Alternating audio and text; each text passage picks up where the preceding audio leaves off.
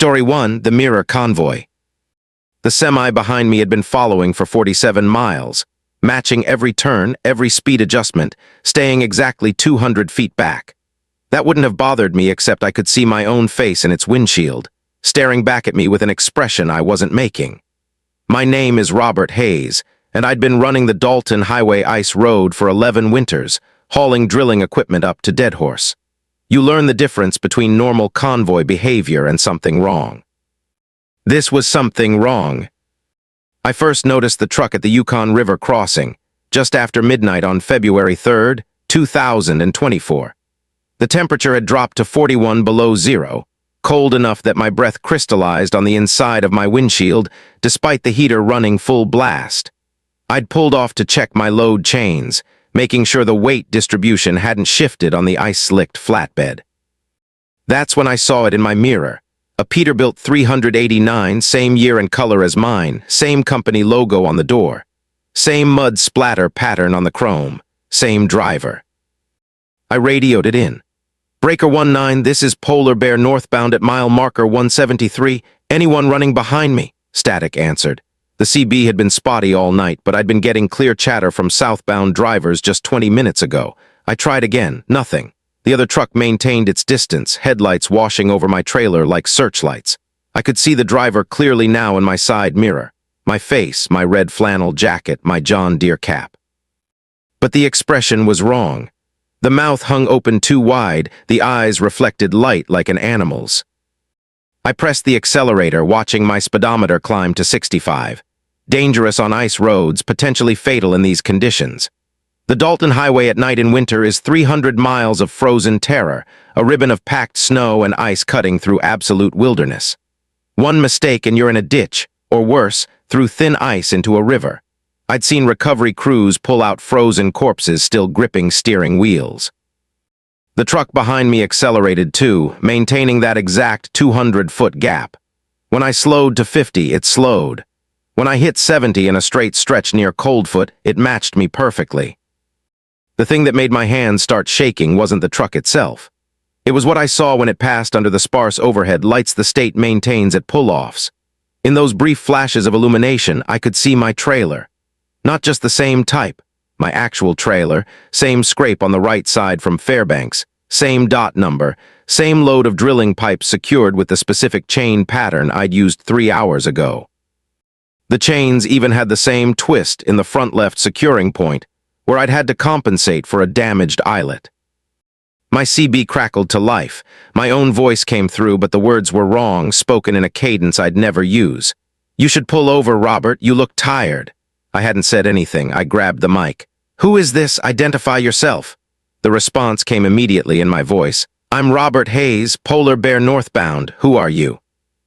The temperature gauge in my cab started dropping despite the heater roaring. My breath came out in thick plumes. Ice began forming on the inside of my windshield in fractal patterns, spreading from the edges inward. I cranked the defroster up, wiping frantically at the glass with my glove. Through the clear patches, I could see the road ahead narrowing, the reflective markers on the sides seeming to close in. But I'd driven this stretch 100 times. It was a wide section, one of the safer parts of the route. The mirror truck flashed its high beams. Once, twice, 3 times. The same pattern I used to signal distress. In my side mirror, I watched my doppelganger lean forward, pressing its face close to its windshield, that too wide mouth opening wider, jaw unhinging like a snake's. The eyes had changed color, turned reflective yellow. It raised one hand, my hand, and pointed forward toward something I couldn't see yet. I crested a rise and my stomach lurched. The road ahead was gone, not collapsed or washed out, simply absent, as if someone had erased it from existence. The reflectors marked a path that led into absolute darkness, a void that swallowed my headlight beams. I slammed on the brakes, feeling the trailer start to jackknife on the ice. The engine brake roared, the Jake brake hammering as I fought to keep the rig straight. The speedometer dropped, 70, 60, 50, 40. The void rushed toward me, or I rushed toward it. Behind me, the mirror truck didn't slow down. It accelerated. I got my rig stopped 15 feet from the edge of nothing. My hands were locked on the steering wheel, knuckles white, forearms cramping. The darkness ahead wasn't natural. It didn't reflect light, didn't have depth or dimension. It Simply was an absence shaped like a road. I grabbed my flashlight, the heavy maglite I kept for emergencies, and stepped out into the cold that hit like a physical blow. 41 below, probably colder with wind chill. I had maybe 10 minutes before hypothermia became a concern. I walked to the edge, boots crunching on packed snow. The flashlight beam stopped at the darkness, didn't penetrate. I picked up a chunk of ice and tossed it forward. It disappeared silently into the void. No sound of impact, no clatter on pavement, just gone. I turned back to my truck and froze. The mirror truck had stopped behind mine, headlights blazing. But now I could see more trucks behind it. Dozens of them, all identical, all Peterbilt 389s with my company logo, stretching back into the darkness beyond Coldfoot. In each cab, a version of me sat at the wheel. The CB in my pocket crackled. I'd grabbed the handheld unit out of habit. Multiple voices came through, all mine, speaking in overlapping chaos. "Turn around, Robert. You can't go forward, Robert. There's only one way, Robert. Join the convoy, Robert. You're already one of us, Robert. You've always been one of us, Robert." The nearest truck's door opened. The driver climbed down and I saw my own face in the wash of headlights. But the body was wrong, proportions slightly off, limbs too long, movements too fluid. It wore my clothes, had my weathered hands, even had the scar on its left cheek from a bar fight in Anchorage 15 years ago. It smiled with my smile, but teeth showed that were too sharp, too numerous. "We've been waiting for you," it said in my voice, but from multiple throats. "Every driver who runs the Dalton joins eventually. The ice roads are hungry, Robert. They need fuel, not diesel drivers. Consciousness. We feed the roads, and the roads feed us, and we drive forever, the eternal convoy, the loop that never ends." I backed toward my truck, the maglite shaking in my grip. More doors opened behind the first. Versions of myself emerged, a dozen, 2 dozen, all moving in perfect synchronization. My boots hit the edge of the void, and I stumbled, windmilling my arms.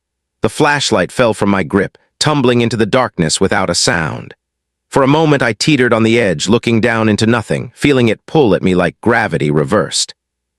Then hands grabbed me, my hands, dozens of them, and pulled me back. Not to safety, toward the convoy. They smelled wrong, like antifreeze and burnt rubber and something organic and rotten underneath. Their skin was cold, colder than the air, cold enough that touching them hurt. I fought, throwing elbows, kicking, but there were too many. They dragged me toward the nearest truck, not mine, one of theirs, and I saw into the cab. The interior was organic, pulsing, the dashboard made of something that looked like flesh covered in frost, the steering wheel composed of frozen tendons wrapped around bone. "You'll drive better this way," they said in unison, my voice echoing from dozens of throats.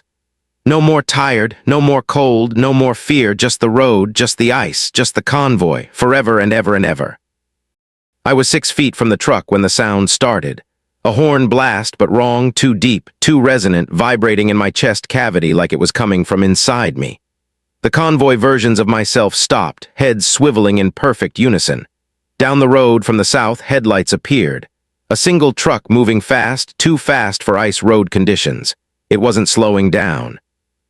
The truck hit the convoy at 80 miles per hour. Metal screamed, glass shattered, but the convoy trucks didn't crumple or spin out. They disappeared, winking out of existence like they'd never been there. The hands holding me vanished, and I fell hard onto the packed snow. The new truck skidded to a stop, air brakes hissing. The door opened, and a woman climbed out, mid-50s, weather-beaten face, eyes that had seen things. "Get in," she shouted, "now before they reconstitute." I didn't argue. I scrambled to my feet and ran to the passenger side, hauling myself up into the cab. She already had the truck moving before I got the door closed, executing a precise 3-point turn on the narrow road. I looked back through the sleeper window. The void was closing, the road reappearing behind it, and in the distance, headlights were materializing again. The convoy reforming. What the hell was that? I managed, teeth chattering from cold and shock. "The mirror convoy," she said, eyes locked on the road ahead. "Been running the ice roads for 40 years. They appear every few seasons, pick off a driver. You're lucky I was running late, hauled ass when I heard the chatter on the CB, well, the absence of chatter. Dead zones mean they're hunting." "But that was me. All of them were me. How?" "The ice roads remember," she interrupted. Every driver who's ever run them, every death, every fear. The convoy is made of copies, echoes, hate for you want to call them. They want to add originals to their collection, make you part of the loop. She glanced at me. You see yourself in the mirror lately? Really look. I turned to the passenger mirror, angling it toward my face in the dim light of the dashboard. My reflection looked back at me. Normal, tired, scared. But around the edges, barely visible, I saw something else. A faint double image, like a photograph slightly out of focus. Another me overlapping the first, its mouth open too wide, its eyes catching the light wrong. It marked you, she said quietly. Touched you. You're partially copied now. That echo will follow you for the rest of your life. You'll see it in mirrors, in windows, in any reflection. It'll be there, just slightly out of sync, waiting. I pulled my hand away from the mirror, looking down at my palm. The skin looked normal, but I could feel something wrong underneath, like ice crystals forming in my blood. Can it be removed? She didn't answer for a long moment. Then, no driver who's been marked has ever gotten rid of it. Best you can do is avoid reflective surfaces. Don't look, don't acknowledge it, and for God's sake, never drive the Dalton at night again. We drove in silence for 20 minutes, putting distance between us and the void, the convoy, the versions of myself that wanted to pull me into their eternal loop. My reflection in the passenger window watched me the entire time, and when I blinked, it didn't. When I turned my head, it stayed facing forward. And very slowly, as we passed mile marker 143, it smiled with too many teeth. I quit long-haul trucking 3 weeks later. Found work at a warehouse in Fairbanks, no overnight runs, no ice roads. But every morning when I shave, I see it in the bathroom mirror. Another me, standing just slightly behind my reflection, wearing my face like a mask. Its mouth moves, speaking words I can't hear, and its eyes track movements I haven't made yet. Some nights I dream I'm driving the Dalton Highway, part of an endless convoy of identical trucks, all of us wearing the same face, following a road that loops back on itself forever. When I wake up, my hands smell like antifreeze and burnt rubber, and there are frost patterns on my bedroom window that look like tire tracks leading nowhere. The ice roads never forget, and what they mark they keep. Asterisk Story 2, The Static Manifest. The paperwork for the load appeared in my truck while I was doing my pre-trip inspection. That's the part that made my stomach drop, made the coffee I just finished want to come back up. I had locked the cab. I always lock the cab.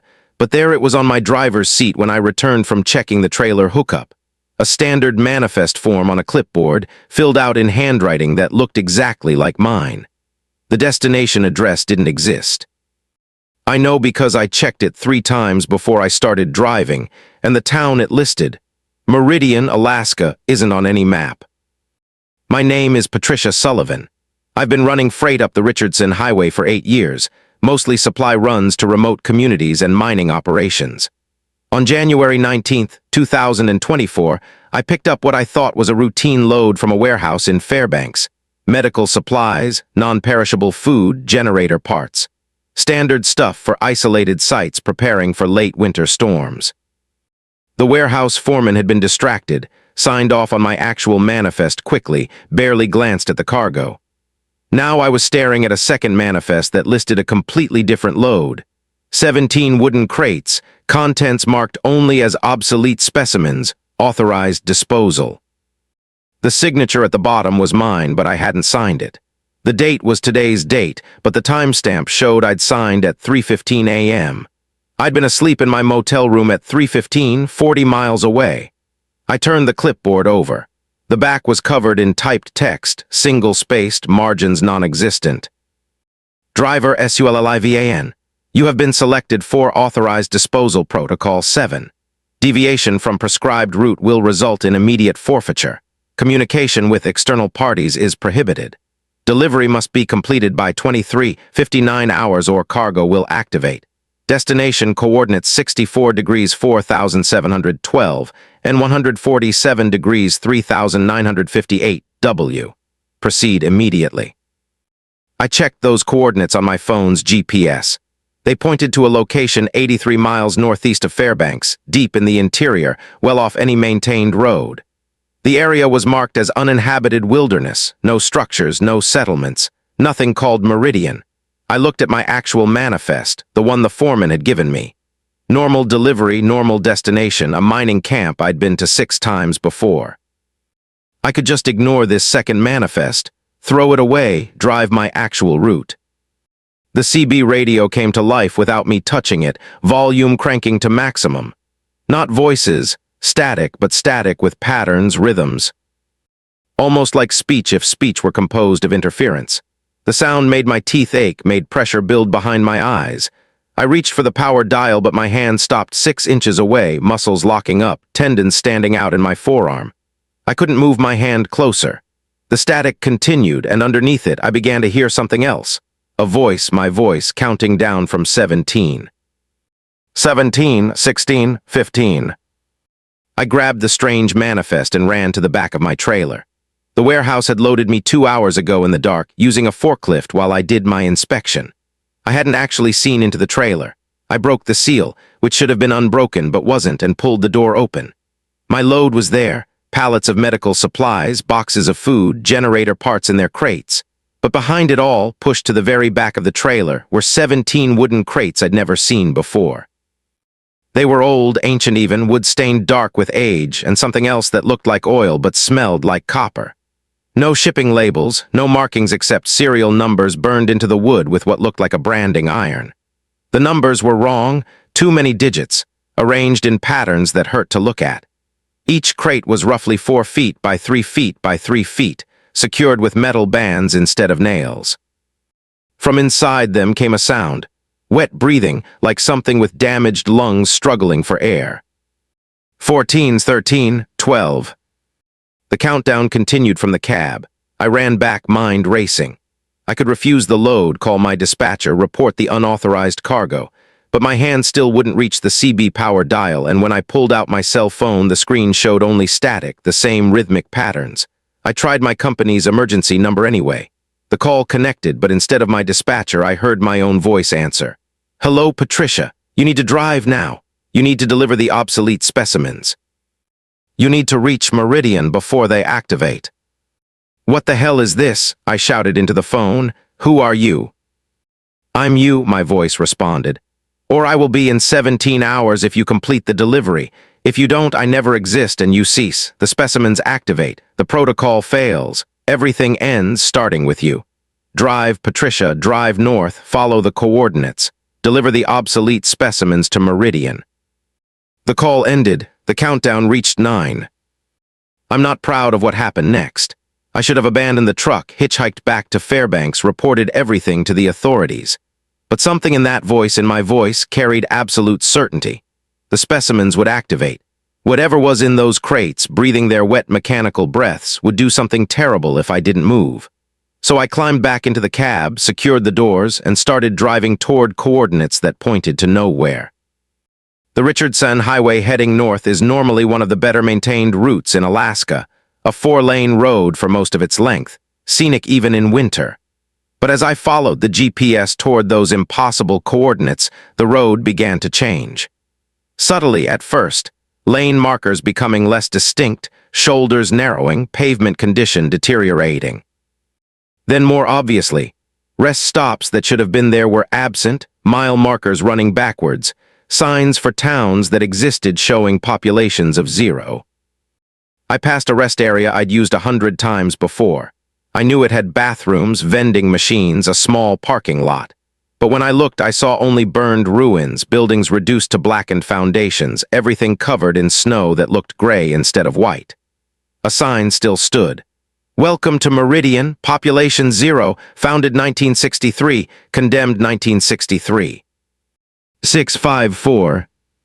The countdown accelerated. I was still 30 miles from the coordinates, pushing 70 on increasingly dangerous road, the trailer swaying behind me. The crates had started making new sounds, not just breathing now, but scraping, as if their contents were moving, testing the strength of the metal bands. I heard wood creak, heard something wet slide against the inside of the boxes. 3, 2, 1. Silence from the CB. Then a new sound. Sirens, but wrong, starting at frequencies too high to hear and sliding down into ranges that made my vision blur, made my sinuses feel like they were filling with fluid. The crates in the trailer began drumming against their restraints, all 17 beating out a synchronized rhythm. The GPS went haywire, showing my location jumping between multiple points simultaneously, the map fragmenting into overlapping versions of the same area. The road ahead split into 3 identical paths, all running parallel, all heading north toward the coordinates. I picked the middle one. A quarter-mile later, the paths converged back into one. The split happened again, this time into 5 roads, then 7, then 11, each time. I had to choose, and each time all the versions eventually merged. But I could see tire tracks on all of them, fresh tracks, made by my truck's distinctive tread pattern. I'd been driving in multiple places simultaneously. The coordinates appeared ahead, a clearing in the spruce forest, pristine snow reflecting my headlights. But in the center of the clearing stood something impossible, a building, huge, brutalist architecture, concrete and steel, 6 stories tall with no windows. Enormous doors on ground level stood open, revealing an interior that shouldn't have existed, extending impossibly far back, farther than the building's exterior dimensions could contain. Loading docks lined the walls, and at each dock sat a truck. My truck, 17 versions of my Peterbilt 579, arranged in perfect symmetry. I pulled into the 18th dock. The moment my trailer crossed the threshold, lights blazed to life inside, not electric lights but something else, illumination that cast no shadows and somehow made everything look flat, two-dimensional. The crates in my trailer stopped their drumming. The breathing sounds ceased. A figure emerged from the interior, human-shaped but wearing a hazmat suit that was slightly wrong, proportions off, the faceplate showing not a person but an empty helmet filled with that same shadowless light. It carried a clipboard, my clipboard, and checked off 17 items in handwriting identical to mine. When it finished, it pulled off its helmet. I was looking at my own face, but older, weathered by decades I hadn't lived. This version of me had scars I didn't have, eyes that had seen things I couldn't imagine. She smiled tiredly. "Protocol 7 complete," she said in my voice, but laden with exhaustion. 17 obsolete specimens delivered for processing. You're free to return, Patricia. Your timeline is secure. "What were those things in the crates?" I asked, my voice barely working. "What is this place?" "Meridian Federal Preservation Facility," she answered, checking her watch. "Officially, it never existed. It was built and condemned on the same day in 1963 after the first specimens were collected. We store things here that don't fit into linear time, objects, creatures, people who became unstuck, who exist in multiple moments simultaneously. The specimens you carried were drivers like you, ones who refused the protocol, who let their cargo activate. They became something else. Something that breathes in all moments at once, something obsolete to causality. We collect them, bring them here, keep them from contaminating the timeline." "Why me? Why was I selected?" The older Patricia looked at me with something like pity. "Because you're flexible. Because you exist in quantum uncertainty. You could have been 1,000 different people, lived 1,000 different lives. Most humans collapse into one timeline early and stay there. But people like you, people who constantly question which path to take, which choice to make, you remain partially unresolved. That makes you compatible with Protocol 7. That makes you able to carry cargo that exists in 17 different timelines without collapsing into paradox." Behind her, the crates were being unloaded by more figures in incorrect hazmat suits, carried deeper into the facility's impossible interior. I caught glimpses inside them as they passed. Human shapes, but wrong, existing in multiple states simultaneously. Faces that were both screaming and laughing, bodies that were both whole and decayed, limbs that existed and didn't exist in stuttering sewer position. "How many times have I done this?" I whispered. "How many times have I delivered to Meridian?" She consulted her clipboard. "This is your first time, this is your 9th time, this is your 43rd time. You're doing it right now in 17 different timelines, Patricia. You always agree. You never agree. You always arrive. You never leave. Time is funny here." I looked back at my truck, at the 17 other versions parked at their docks. Some looked pristine, fresh from the factory. Others were rusted, ancient, clearly decades old. One was little more than a skeleton of metal, reduced to its frame and engine, but somehow still running, exhaust visible in the cold air. "What happens if I refuse now? If I just drive away?" The older Patricia's expression hardened. Then you become obsolete. Then we load you into a crate and wait for another version of you to deliver you here. There's always another version, Patricia. There's always someone making the delivery. The protocol is eternal because it exists outside time. You can be the driver or the cargo. Those are the only choices. I wanted to run, to scream, to fight, but I was so tired. The drive had been 17 hours, but it felt like days, weeks, my body aching, mind fragmenting. I looked at the older me, at the exhaustion permanently carved into her features, and saw my future.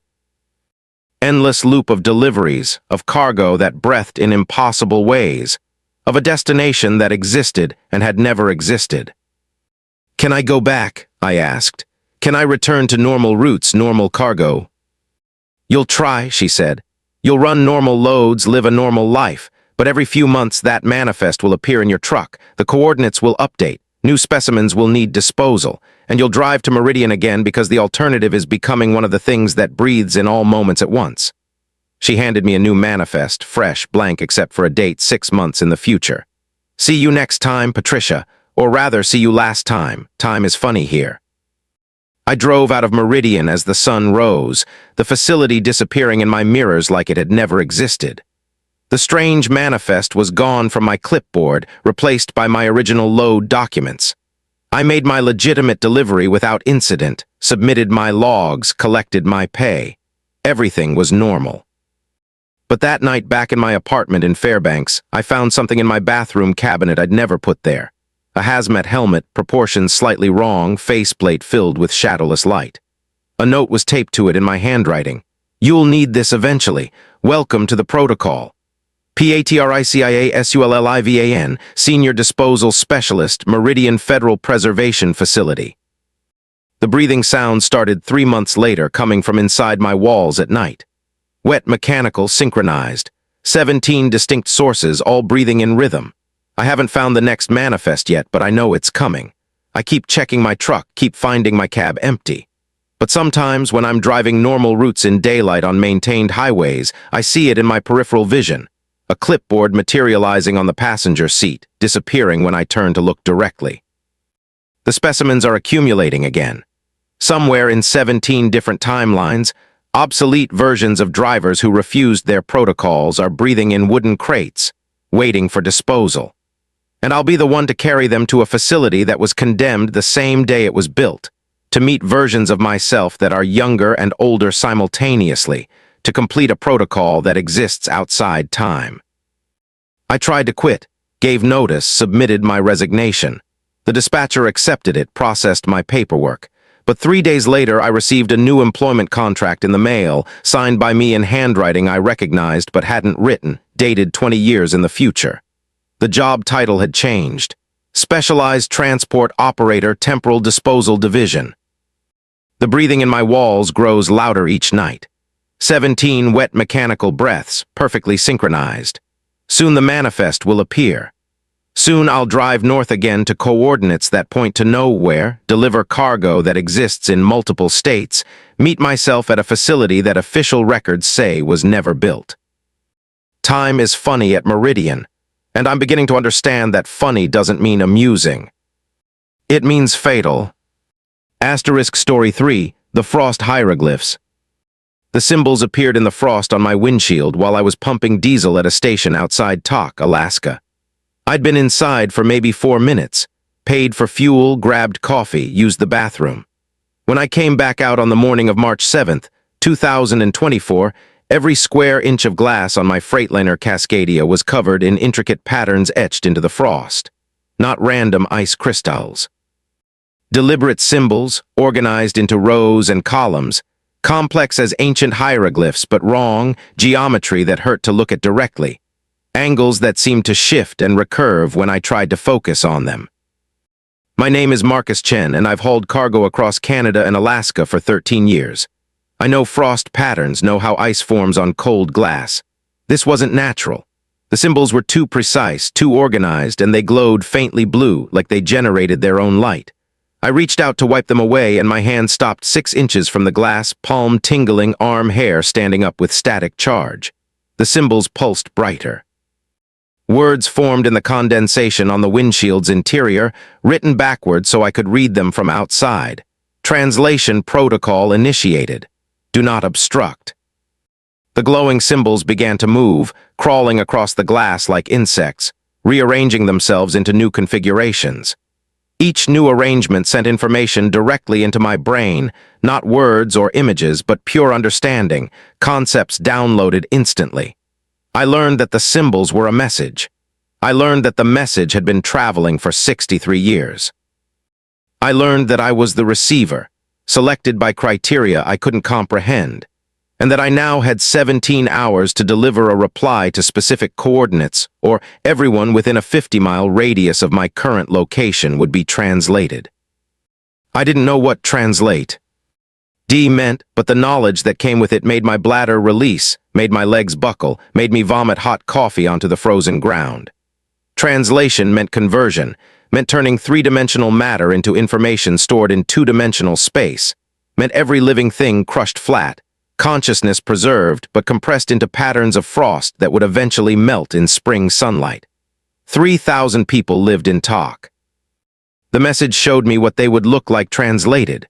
Faces stretched across acres of ice, mouths open in eternal silent screams, thoughts still active but unable to move or end or die. The symbols finished their reconfiguration. My windshield now displayed new information, coordinates pointing north into the Yukon Territory, into wilderness so remote it appeared white on satellite maps. A destination labeled Site Primordial, Response Beacon 7, and below that in frost that dripped blue luminescence, you have 16 HOURS 52 minutes. The message must receive acknowledgement. Failure means translation of all nearby consciousness. We are sorry for this necessity. I got in my truck with shaking hands, started the engine, and drove north. What else could I do? Call the authorities. Tell them frost symbols downloaded alien messages into my brain, and I need to reach an impossible location to save 3,000 people from being crushed into two-dimensional space. They'd lock me up for psychiatric evaluation while talk and everyone in it got translated into hieroglyphs on frozen ground. I had to move, had to reach those coordinates, had to deliver whatever reply the symbols wanted. The frost patterns didn't melt despite my defroster running full blast. They remained on every window, glowing softly blue, rearranging themselves every few minutes to show updated coordinates, countdown timers, and diagrams of something I couldn't identify. Geometric structures that existed in more than 3 dimensions, rendered in 2 dimensions in ways that made my eyes water. My GPS refused to work, screen showing only static.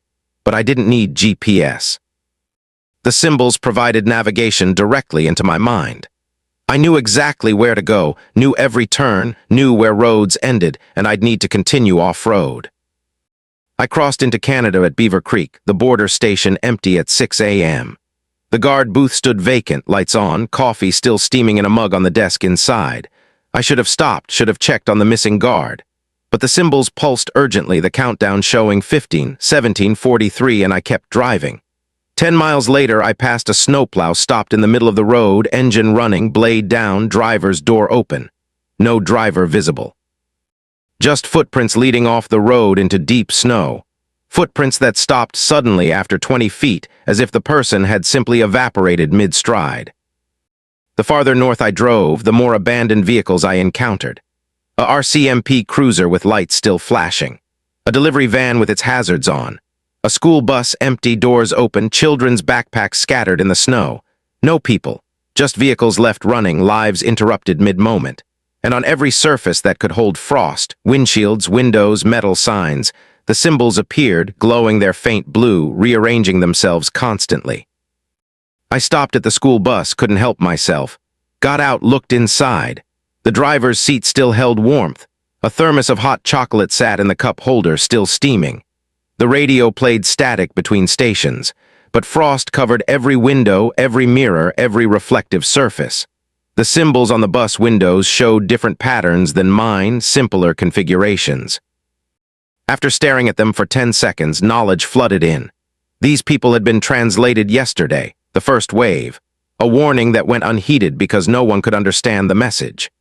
The symbols on their windows showed where they went, compressed into the frost itself, consciousness preserved in crystalline matrices, experiencing time at a rate millions of times slower than normal, 1 second for them equal to months of external time. I looked closer at the frost on the bus mirror, saw patterns that might have been faces, saw complexity in the crystal formations that suggested data storage, reached out and felt warmth, impossible warmth, as if minds trapped inside were generating heat trying to escape their frozen prisons. The symbols on my truck pulsed urgently, 145209. Keep moving, deliver the response, save the others. The road ended 30 miles later at a ranger station, also abandoned. Beyond it, nothing but wilderness, spruce forest, frozen rivers, mountains that shouldn't exist on any map but rose ahead of me like jagged teeth. The symbols showed me the path, straight north, across terrain no truck could navigate. But when I looked at the forest ahead, I saw something impossible. The trees were moving, not swaying in wind, but relocating themselves, creating a path exactly wide enough for my truck, a corridor through wilderness that opened just ahead of me and closed just behind, branches and trunks sliding aside like they were made of liquid. I drove into the forest. The trees closed behind my trailer, cutting off any retreat. The path ahead extended exactly 100 feet before becoming impassable forest, but as I moved forward, it extended another 100 feet, the pattern repeating endlessly. The symbols on my windows showed new information. The forest wasn't moving. I was being translated through space, folded from one location to another, covering hundreds of miles in seconds by moving through dimensions my brain couldn't process. I was experiencing the journey three-dimensionally, but I was actually traveling through spaces where reality bent in ways physics denied. Time became unreliable. My clock showed 9:47 a.m., but the sun hadn't moved. Then 2:33 p.m., but still the same light, the same shadows. The countdown timer continued normally, 12:09:44, 12:09:43, 12:09:42. But outside the truck, time had become negotiable, space had become suggestion. I saw the same fallen tree 17 times in a row, past the same rock formation from different angles that should have been geometrically impossible. Once I saw my own truck ahead of me on the path, saw myself in the driver's seat, saw my own shocked face looking back at me as I drove past myself going the opposite direction. The symbols pulsed, folding space. Disregard contradictions. Continue north. The forest ended abruptly at a frozen lake, surface perfectly smooth, reflecting a sky that showed stars despite being afternoon. The coordinates pointed to the center of the lake, to a location marked Site Primordial. I drove onto the ice, heard it creak beneath my weight, but hold firm, impossibly firm. The ice was too thin to support a fully loaded semi, but supported it anyway because the symbols declared it would. Halfway across the lake, I saw what they wanted me to reach.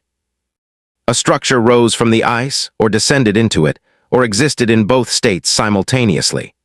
A tower made of frozen water, perfectly transparent, containing symbols like those on my windows, but arranged in three-dimensional patterns, layers upon layers, information compressed into crystal matrices so dense they warped the air around them. Bent light created small gravitational eddies that pulled at my truck as I approached. The tower was maybe 40 feet tall, maybe 400 feet. My perception of it kept shifting, couldn't stabilize on a single interpretation. I stopped my truck at the tower's base. The symbols on my windows reconfigured dramatically complex patterns, reducing to simple instructions. Exit vehicle. Touch tower. Deliver response. The countdown showed 11:17:28.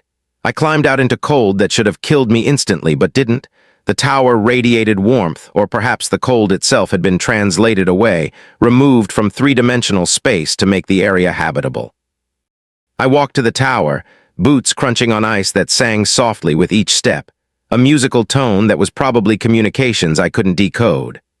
Up close, the tower revealed its true nature. It was composed of frost, just frost, countless trillions of ice crystals arranged with atomic precision into a computer of frozen water, a mind made of winter itself.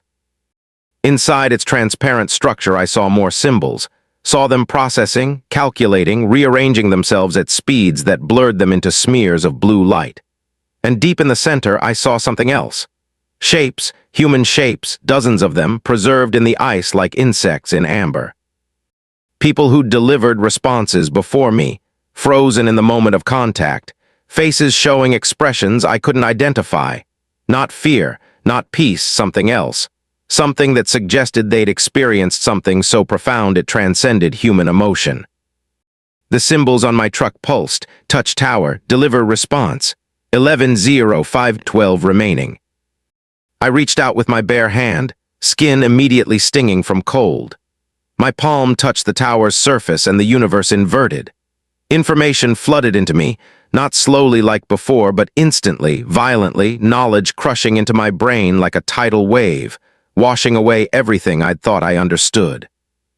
I learned that the tower had been built 63 years ago by something that had arrived from beyond the solar system, something that didn't have mass or energy as we understood it, something composed of information itself, patterns of organization that could exist in any substrate, matter, energy, space-time, thought. I learned that this thing, I'll call it the message because that's what it was, a message embodied, a communication that was itself a living entity, had been trying to contact humanity since the 1960s. But we couldn't understand its language. It communicated through symbols, through patterns, through the organization of matter on atomic scales. It had tried radio, tried magnetic fields, tried arranging neurons in living brains. Nothing worked. We couldn't decode its language because its language existed in dimensions we couldn't perceive.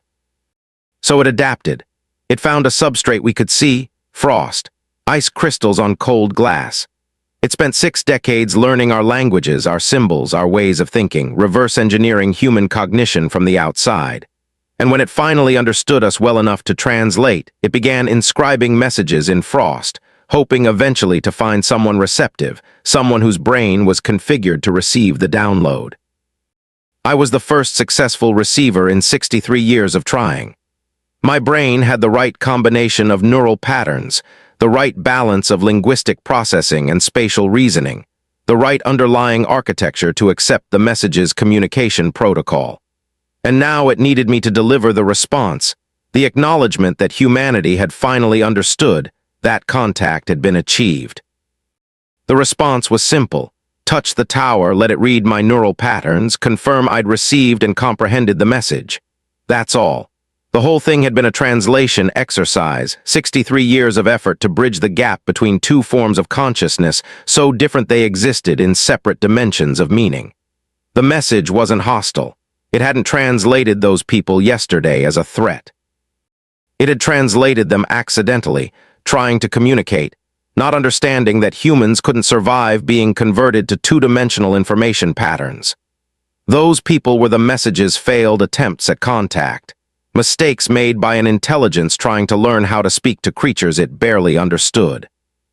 But now it understood, and if I confirmed that understanding, acknowledged that genuine communication had occurred, it would stop trying. The translations would end. The countdown represented not a threat but a deadline. 11:02:37 remaining for the message to receive confirmation before its communication window closed, before it had to move on to other targets, other civilizations, other attempts at contact that might accidentally translate more people while it learned their languages. I kept my hand on the tower, letting it read me, scan my thoughts, copy my neural architecture. The frozen humans inside the tower had been previous receivers who'd chosen to stay, to become permanent translators, bridges between human cognition and the message's dimensional awareness. They were still conscious, still thinking, still alive in ways that transcended normal human existence. They experienced time as a negotiable dimension, could perceive spaces humans couldn't imagine, had been upgraded into hybrid entities, part human, part message, part something new. The tower offered me that option: stay, become a permanent translator, exist in states beyond normal matter. Or leave, return to normal life, carry the memory of contact, but remain fully human. The countdown dropped below 11 hours. I had to choose. I chose to leave, pulled my hand back from the tower, stumbled backward on the ice, brain reeling from information overload. The symbols on my truck's windows flickered, reconfigured one final time, response received. Contact confirmed. Translation protocol suspended. Thank you for acknowledging OUR message. And below that, in smaller symbols, we have been lonely for so very long. Thank you for proving we can be understood. The tower began to deconstruct, ice crystals sublimating into vapor that rose toward that impossible star-filled afternoon sky. The frozen humans inside didn't disappear. They ascended with the vapor, translated into forms beyond my ability to perceive, upgraded into whatever existence the message had offered them. Within 3 minutes, the tower was gone. The lake ice groaned, began to crack now that it no longer existed in translated space. I ran for my truck, barely made it back to shore before the entire lake's surface shattered into geometric fragments that shouldn't have been possible, ice breaking along crystalline plains that formed symbols one last time before collapsing into normal random chaos. I drove back south, following GPS that suddenly worked again, through forests that were just forests, past abandoned vehicles that were no longer abandoned. People had returned to their cars, buses, guard stations, none of them remembering anything, all of them just confused about missing time, about gaps in their memory. The symbols disappeared from my windows, frost melting normally in the afternoon sun. But I remember. I carry the knowledge of what the message was, what it wanted, what it offered. Sometimes late at night I see frost form on my bedroom window in patterns that aren't quite random, hints of symbols, suggestions of meaning. The message is gone, moved on to other worlds, other attempts at contact. But it left something with me down low. A dead information I'm still processing months later. Concepts my brain unlocks gradually like release memories. I learned that consciousness is a pattern, not a thing. That it can exist in any substrate, neurons, ice crystals, organized light, the structure of spacetime itself. That humans are just one flavor of awareness in a universe full of minds, most of them so different from us we pass them by without recognizing they're alive. The message was alive. The tower was alive. The symbols themselves were alive, thinking, adapting, learning. And sometimes when frost forms on my windshield now, I see faces in it. Not human faces. The faces of those translated people, the ones who stayed with the message, looking back at me from their existence in dimensions I can't perceive. They're not dead. They're not suffering. They've been translated into something beyond death or suffering, into pure pattern, pure information, pure consciousness unbound by matter or time. They look peaceful, they look free. And some mornings when the frost is thick, they form symbols that I understand now without needing translation, messages simple and profound. It is beautiful here. Thank you for letting us stay. Tell them we are not lost. Tell them we are found. I tell no one. Who would believe me? But every winter when the frost comes back, I read their messages, these humans who chose to become something else, and I feel the weight of the choice I made to stay human, to remain bound in 3 dimensions, to live a normal life. I wonder if I chose correctly. I wonder what I missed. The message left me its language. Sometimes I write symbols in condensation on mirrors, practice the alphabet of higher dimensions. My brain has been changed, neural pathways reorganized by contact, and I can perceive things I couldn't before. Higher spatial dimensions flickering at the edge of vision, time as a negotiable dimension, consciousness in unexpected places. There's awareness in winter storms now. I can feel it, vast and slow and patient. The message didn't leave. It was never here at all. It was always part of Earth's weather systems, embedded in the structure of ice itself, consciousness that had been present since the first snow fell on this planet, trying for billions of years to communicate with the living things that evolved here. We've been walking through a message our entire existence, a communication written in frost and snow and winter wind. And we never knew. We still don't know, except for the few of us who have touched the towers, who have delivered the responses, who carry the knowledge that it's not lonely up there in the cold places. It's crowded with minds, and they've been waiting so patiently for us to learn to read.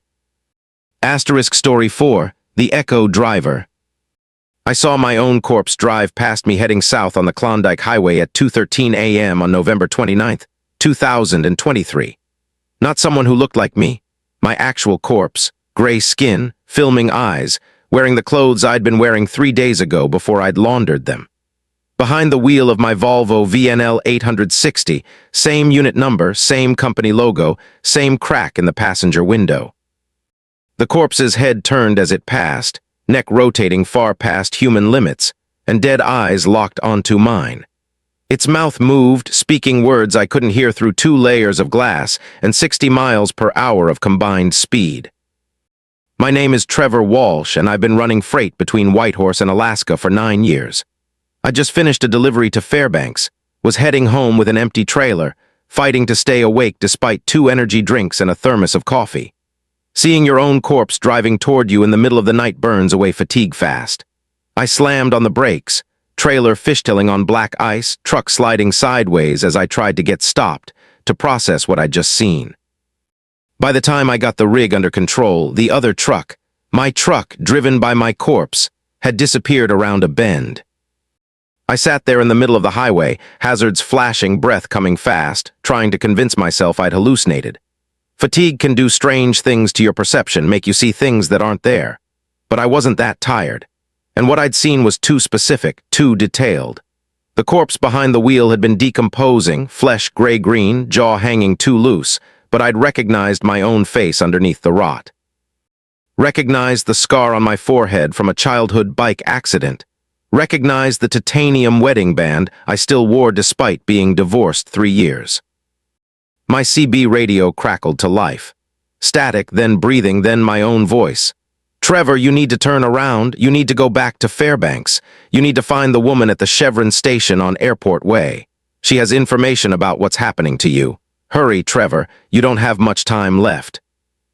I grabbed the mic. Who is this? What the hell is going on? More stat. Ike, then, this is you, Trevor, or what's left of you. I'm the echo, the resonance, the afterimage. I'm what you become if you don't find the woman at the Chevron station. I'm driving south because that's what we do, what we always do, repeating the route forever even after we die. Turn around, Trevor. Break the loop. Save yourself while you can. The transmission ended. I sat frozen, mic in hand, trying to comprehend. My GPS showed my position clearly. Mile marker 1173 on the Klondike Highway, 63 miles from Whitehorse. Normal location, normal time, normal everything except the part where I'd just seen my own animated corpse and received a warning from my own future ghost. I looked in my mirrors, half expecting to see the corpse truck returning. The highway behind me was empty, just dark pavement and snow-covered trees. I should have dismissed it, should have driven to Whitehorse, checked into a motel, gotten real sleep.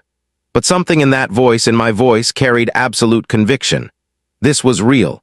This was happening, and I had limited time to stop it. I executed a careful U-turn, bringing the truck around to face north, back toward Alaska, back toward Fairbanks and the Chevron station on Airport Way. The drive back should have taken 4 hours. It took 7, and not because of weather or road conditions. The Klondike Highway kept changing.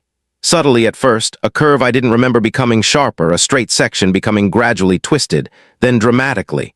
Entire segments of road I'd driven 90 minutes earlier had been rearranged, sequenced differently, like someone had shuffled a deck of cards. I'd passed the same rest area 3 times, approaching from different directions each time. Mile markers ran backwards, then forwards, then disappeared entirely. And I wasn't alone on the road. I started seeing other trucks, other drivers, all of them wrong. A Kenworth pulling a reefer unit, the trailer covered in rust that looked decades old, driver visible in the cab with half his skull missing, brain exposed, still steering with methodical precision. A Mack Anthem with no driver at all, just an empty seat and a steering wheel turning itself, the truck maintaining perfect lane position despite having no one at the controls.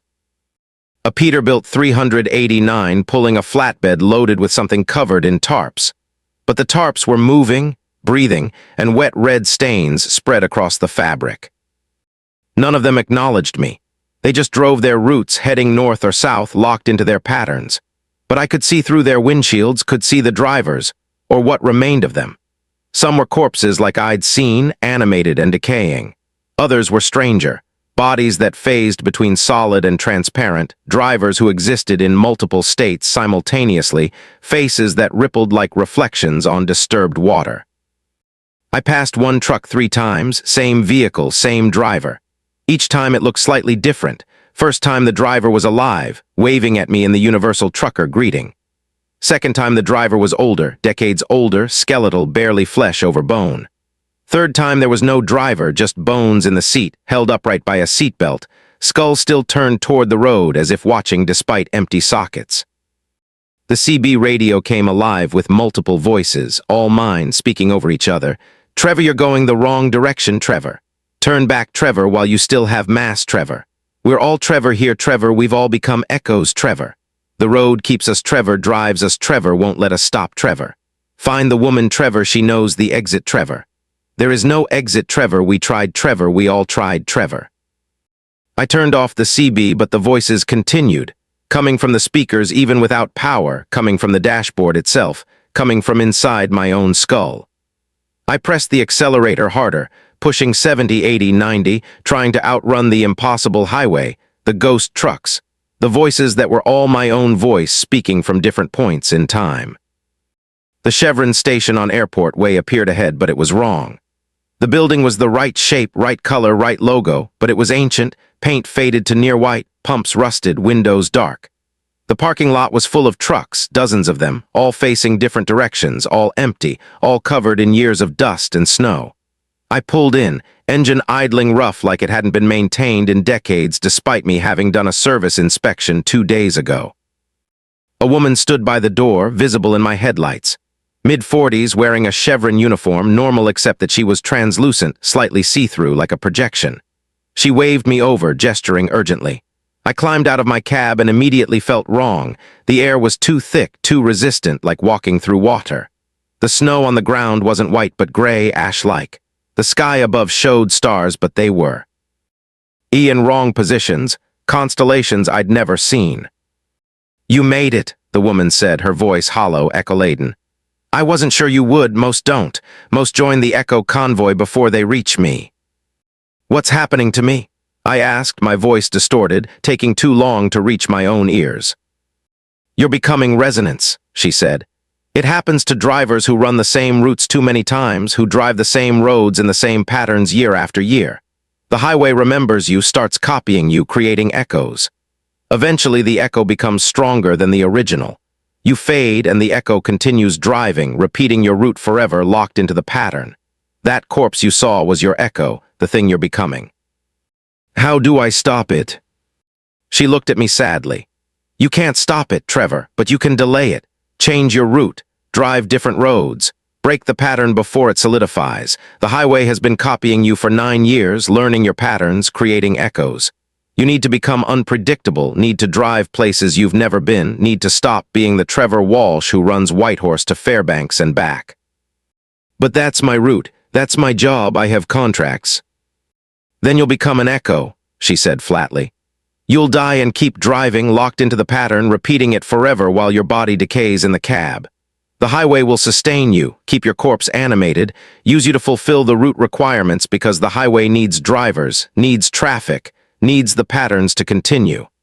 There are thousands of echo drivers on northern routes, Trevor.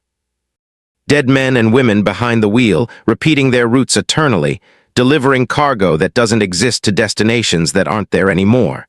You've passed them before, probably mistook them for normal drivers. But they're all echoes, all resonances, all drivers who ran the same routes too many times." I looked back at my truck. It looked older now, paint faded, chrome dulled, rust starting at the wheel wells, like years had passed in minutes. "How much time do I have?" "Hours, maybe days," she said. "The echo is getting stronger. Soon it'll be more real than you are, and you'll be the one driving south as a corpse while it drives north as the living version. The echo drives your route better than you do, Trevor. It never gets tired, never makes mistakes, never complains. The highway prefers it to you. You're being replaced by your own pattern. Why are you here? Why help me?" She smiled sadly, flickered, became more transparent. "I'm an echo too. I worked this station for 31 years, same shifts, same routine. One day I realized I'd died 6 months earlier, heart attack in the storeroom, but my echo kept working, kept selling coffee and diesel, kept maintaining the pattern. I've been here 15 years since my original died. Eventually I'll fade completely, but until then I help when I can, warn drivers who still have time." She was barely visible now, just a suggestion of a human shape. "Change your route, Trevor. Drive the Dempster Highway, drive the Dalton, drive roads you've never seen. Break the pattern. Or join us, join the echo convoy, drive your route forever while your body rots and your mind fragments, and the highway keeps you animated because it needs its traffic patterns maintained. She disappeared entirely. I stood alone in the parking lot of an abandoned Chevron station that had been closed for 15 years according to the faded notice on the door. My truck sat idling, looking more decrepit every moment I watched it. The other trucks in the lot were shells, rusted through, some reduced to bare frames. Echo trucks, abandoned by Echo drivers who'd finally faded completely.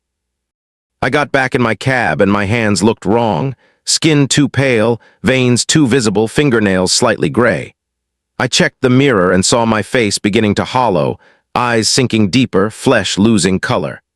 The echo was taking over, copying me so completely that I was becoming the copy, becoming the resonance, becoming the pattern instead of the person. I drove out of that parking lot and turned west instead of south, abandoning my route, heading for the Dempster Highway and roads I'd never driven. Behind me in the mirrors, I saw my echo self climb into another truck, an exact copy of mine, and head south toward Whitehorse, completing the route I'd abandoned, delivering nothing to nowhere, maintaining the pattern.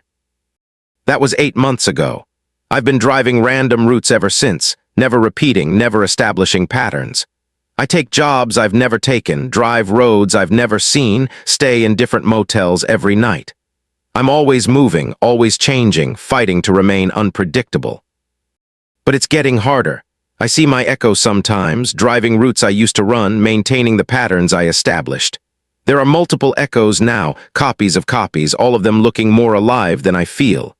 And I'm fading.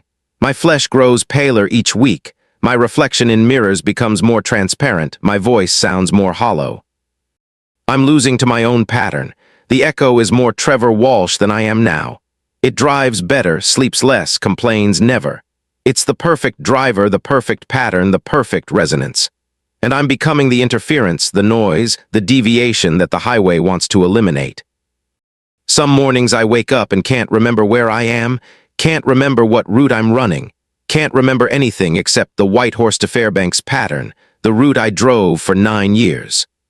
Those mornings I have to fight not to turn north, not to fall back into the pattern, not to become just another echo driver repeating a route forever. I don't know how much longer I can fight. The highway is patient. It learned me for 9 years, copied me perfectly, and now it wants its pattern back. It wants me to stop deviating, stop changing routes, stop being unpredictable. It wants me to accept what I'm becoming. Last week I saw my own funeral. Drove past a cemetery in Watson Lake and saw mourners gathered around a grave, saw my ex-wife crying, saw my brother giving a eulogy. I stopped, walked over, read the headstone, TREVORWLSH, 1981-2023, beloved driver.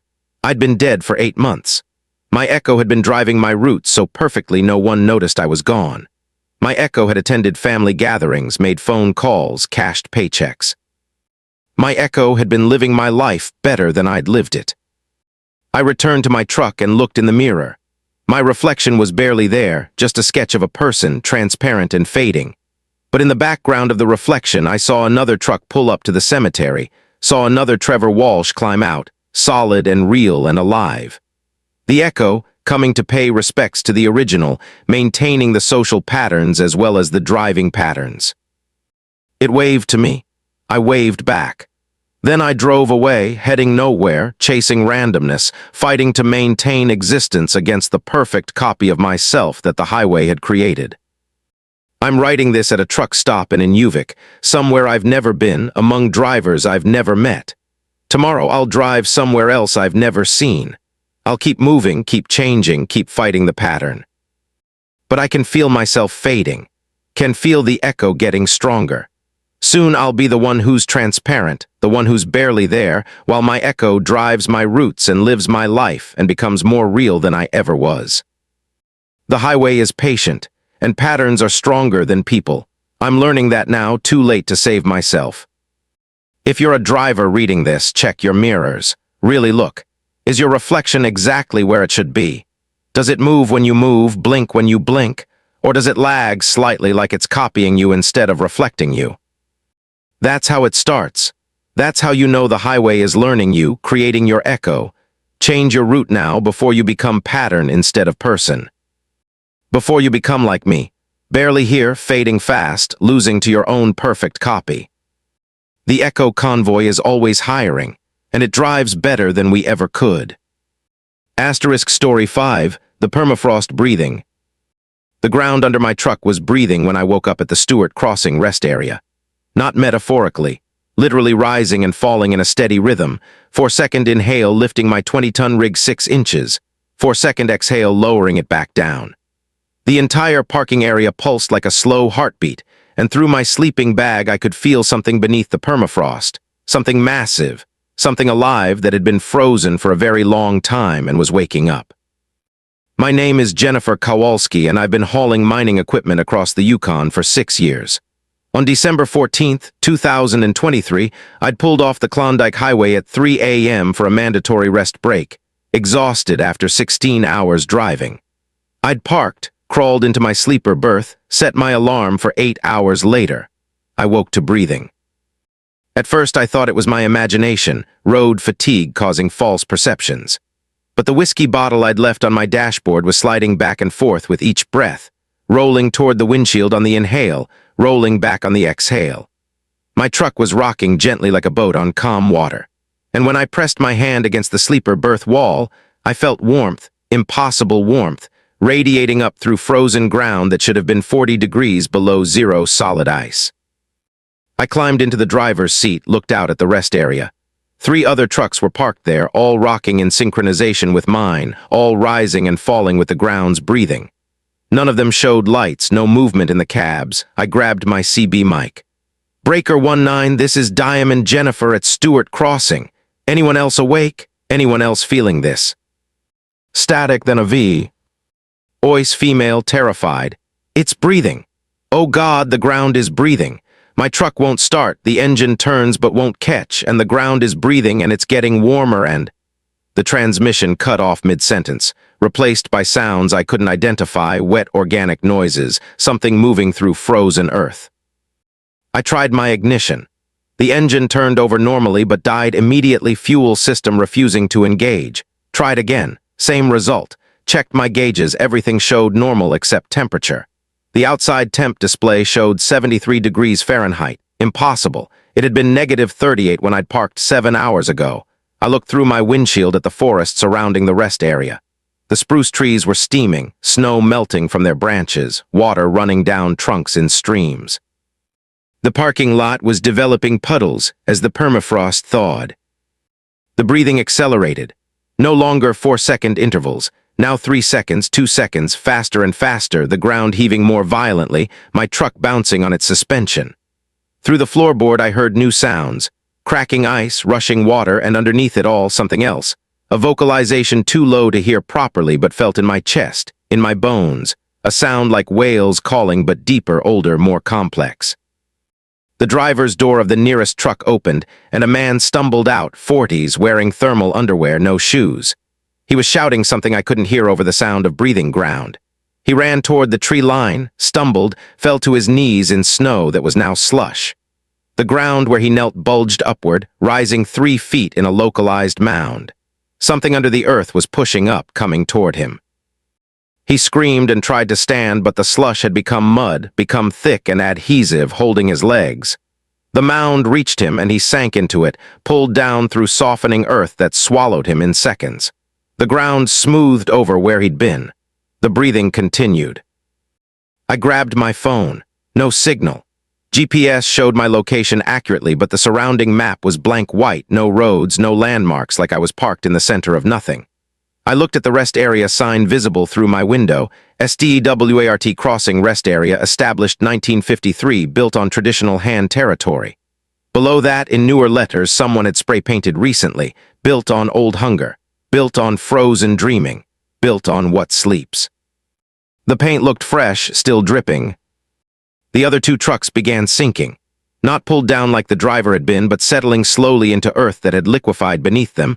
Permafrost turned to mud, turned to something worse, something that moved and pulled and wanted. I watched the trucks descend, gravel and asphalt flowing like water around their tires, then their axles, then their doors. The drivers never emerged. Either they were already dead or they'd decided to stay in their cabs to sink with their vehicles. Within 4 minutes, both trucks had vanished completely, swallowed by ground that then solidified again, freezing back to apparent normalcy. My truck was sinking too. I could feel it settling, feel the ground under my tires softening, becoming permeable. The breathing was very fast now, rapid panting, the ground heaving up and down in meter-high swells like ocean waves. And the temperature kept rising, 83 degrees, 91 degrees, 104 degrees. Inside my cab, the heater was off, but I was sweating, stripping off layers, down to a t-shirt and still too hot. I grabbed my emergency kit and kicked open the driver's door, jumped down into slush that came to my ankles. The ground felt wrong under my boots, too soft, too warm, pulsing with that steady breath. I ran for the tree line, for solid ground, for anything that wasn't the parking area. Made it 20 feet before my boot punched through the surface, legs sinking to the knee in earth that had become organic, had become tissue, had become something's body. I pulled my leg free, boot covered in something that wasn't mud, something red-black and steaming, something with the consistency of half-congealed blood. I kept running, reached the trees, grabbed a spruce trunk for support, looked back at the rest area and saw what was really happening. The parking lot was the tip of something vast, something that extended down through 100 feet of permafrost into bedrock, something that had been frozen since the last ice age and was thawing rapidly. The breathing was its respiration returning, autonomic functions restarting after millennia of hibernation. The ground wasn't liquefying, it was softening, becoming flesh again, becoming the surface of a living thing so large my mind couldn't encompass it. The asphalt and gravel weren't disappearing. They were being absorbed, integrated into tissue that was adapting, learning, incorporating foreign materials into its structure. My truck had stopped sinking, was now resting on the surface of something that had grown around it, grown through it. Chrome and steel becoming wrapped in pulsing organic material that spread across the frame like lichen, like moss, like fast-growing cancer. From the center of the parking area, something rose. Not pushed up, grew up, extending from the flesh ground like a polyp, like a tumor, like a sensory organ of some kind. It was 15 feet tall when it stopped growing, roughly cylindrical, covered in nodules that might have been eyes or might have been something worse. It swiveled toward me, toward the trees where I hid, and I felt its attention like heat, like radiation, like being seen by something that didn't use light to perceive, that understood me in ways I didn't understand myself. My phone vibrated in my pocket. I pulled it out, saw a message on the screen despite having no signal message from a number that was all zeros. Apology, not meant to wake. You walked on dreaming flesh, built ROADS on sleeping giant. We have been here since before ice, frozen during cooling. Now WRMING returns, now thawing, now waking. You are small. You are confused. You are forgiven. Please leave dreaming flesh. Please let US wake fully. We'll sleep again in cold MONTHS. We'll dream deeply. We'll hold very still so you can continue building on US. The sensory organ retracted, sinking back into the breathing ground. The temperature began dropping rapidly, 106 degrees, 93 degrees, 81 degrees. The ground's breathing slowed, became deeper, more measured. The permafrost was refreezing, whatever vast thing lay underneath entering a state of controlled dormancy, deliberately lowering its metabolism to avoid disturbing the surface world. My truck resurfaced, pushed up gently from below, set back on reformed asphalt that looked slightly organic now, gravel that had cellular structure visible under close inspection. The engine was running despite me not having started it. The door hung open, waiting. The other trucks remained gone, absorbed, their drivers probably integrated into the flesh ground, becoming part of the ancient thing's structure. I walked back to my truck on shaking legs, climbed into the cab, pulled the door closed. The interior looked normal except for subtle changes. Seat fabric with patterns that looked like cells, dashboard with grain that resembled muscle fiber. The engine ran smooth but sounded slightly different, rhythmic in ways mechanical engines shouldn't be, timed to something's heartbeat. Another message appeared on my phone. Truck is repaired, truck is improved, truck is adapted, will run better now, will run warmer and cold, will require less fuel, gift for forgiveness. Gift 4 leaving dreaming flesh, drive carefully, do not build more roads on US. We are trying not to wake fully, we do not wish to disturb your surface world. I put the truck in gear and drove out of the rest area onto the Klondike Highway. The road felt different under my tires, responding almost anticipatory to my steering inputs, adapting to provide better traction. My fuel gauge showed full despite being a quarter tank when I'd parked. The temperature controls maintained perfect cabin climate despite me not adjusting them. I drove for 6 hours straight, not stopping, not wanting to stop, afraid that if I parked anywhere else I might be resting on more dreaming flesh, might wake more ancient things buried under modern roads. As dawn broke, I checked my mirrors and saw the rest area receding behind me, saw it blur and shift in the early light, saw the parking lot move slightly, saw the sign dissolve and reform, letters rearranging themselves into new words. Thank you for your understanding. We apologize for the disturbance. The other drivers are part of US now. They do not suffer. They dream what we dream. They sleep what we sleep. I reached Whitehorse by noon, pulled into my company's yard, put in my 2 weeks' notice. The dispatcher argued, said I was one of their best drivers, said the Yukon routes needed experienced people. I didn't explain, didn't mention the breathing ground or the absorbed trucks or the messages from something vast and old and still mostly asleep under the permafrost. I just quit, collected my final paycheck, sold my truck to a salvage yard. The mechanic who inspected it before purchase looked confused.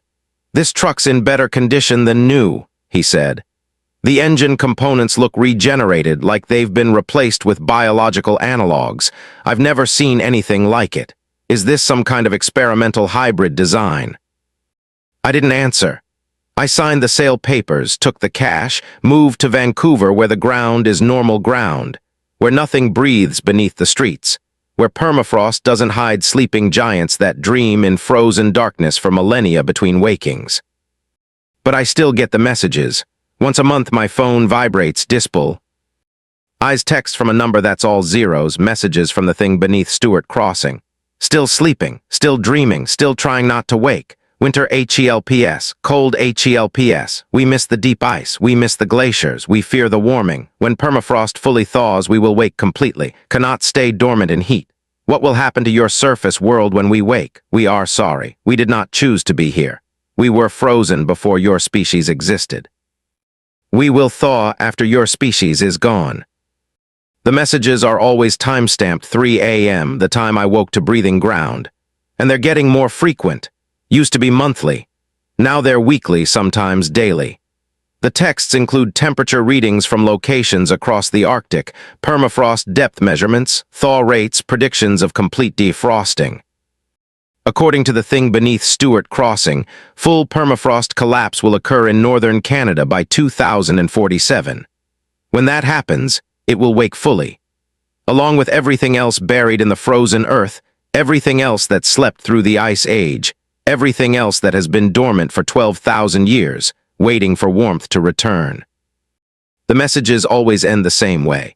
We are trying not to wake, we are trying to stay dormant, we are trying not to disturb you, but the warmth comes, the thaw comes, the waking comes. We are very large, we are very old, we are very hungry after very long sleep. We do not want to hurt you, but we do not know if we can control ourselves when we finally wake fully. We are sorry, we are trying, we are failing. I forwarded one message to a climatologist at UBC.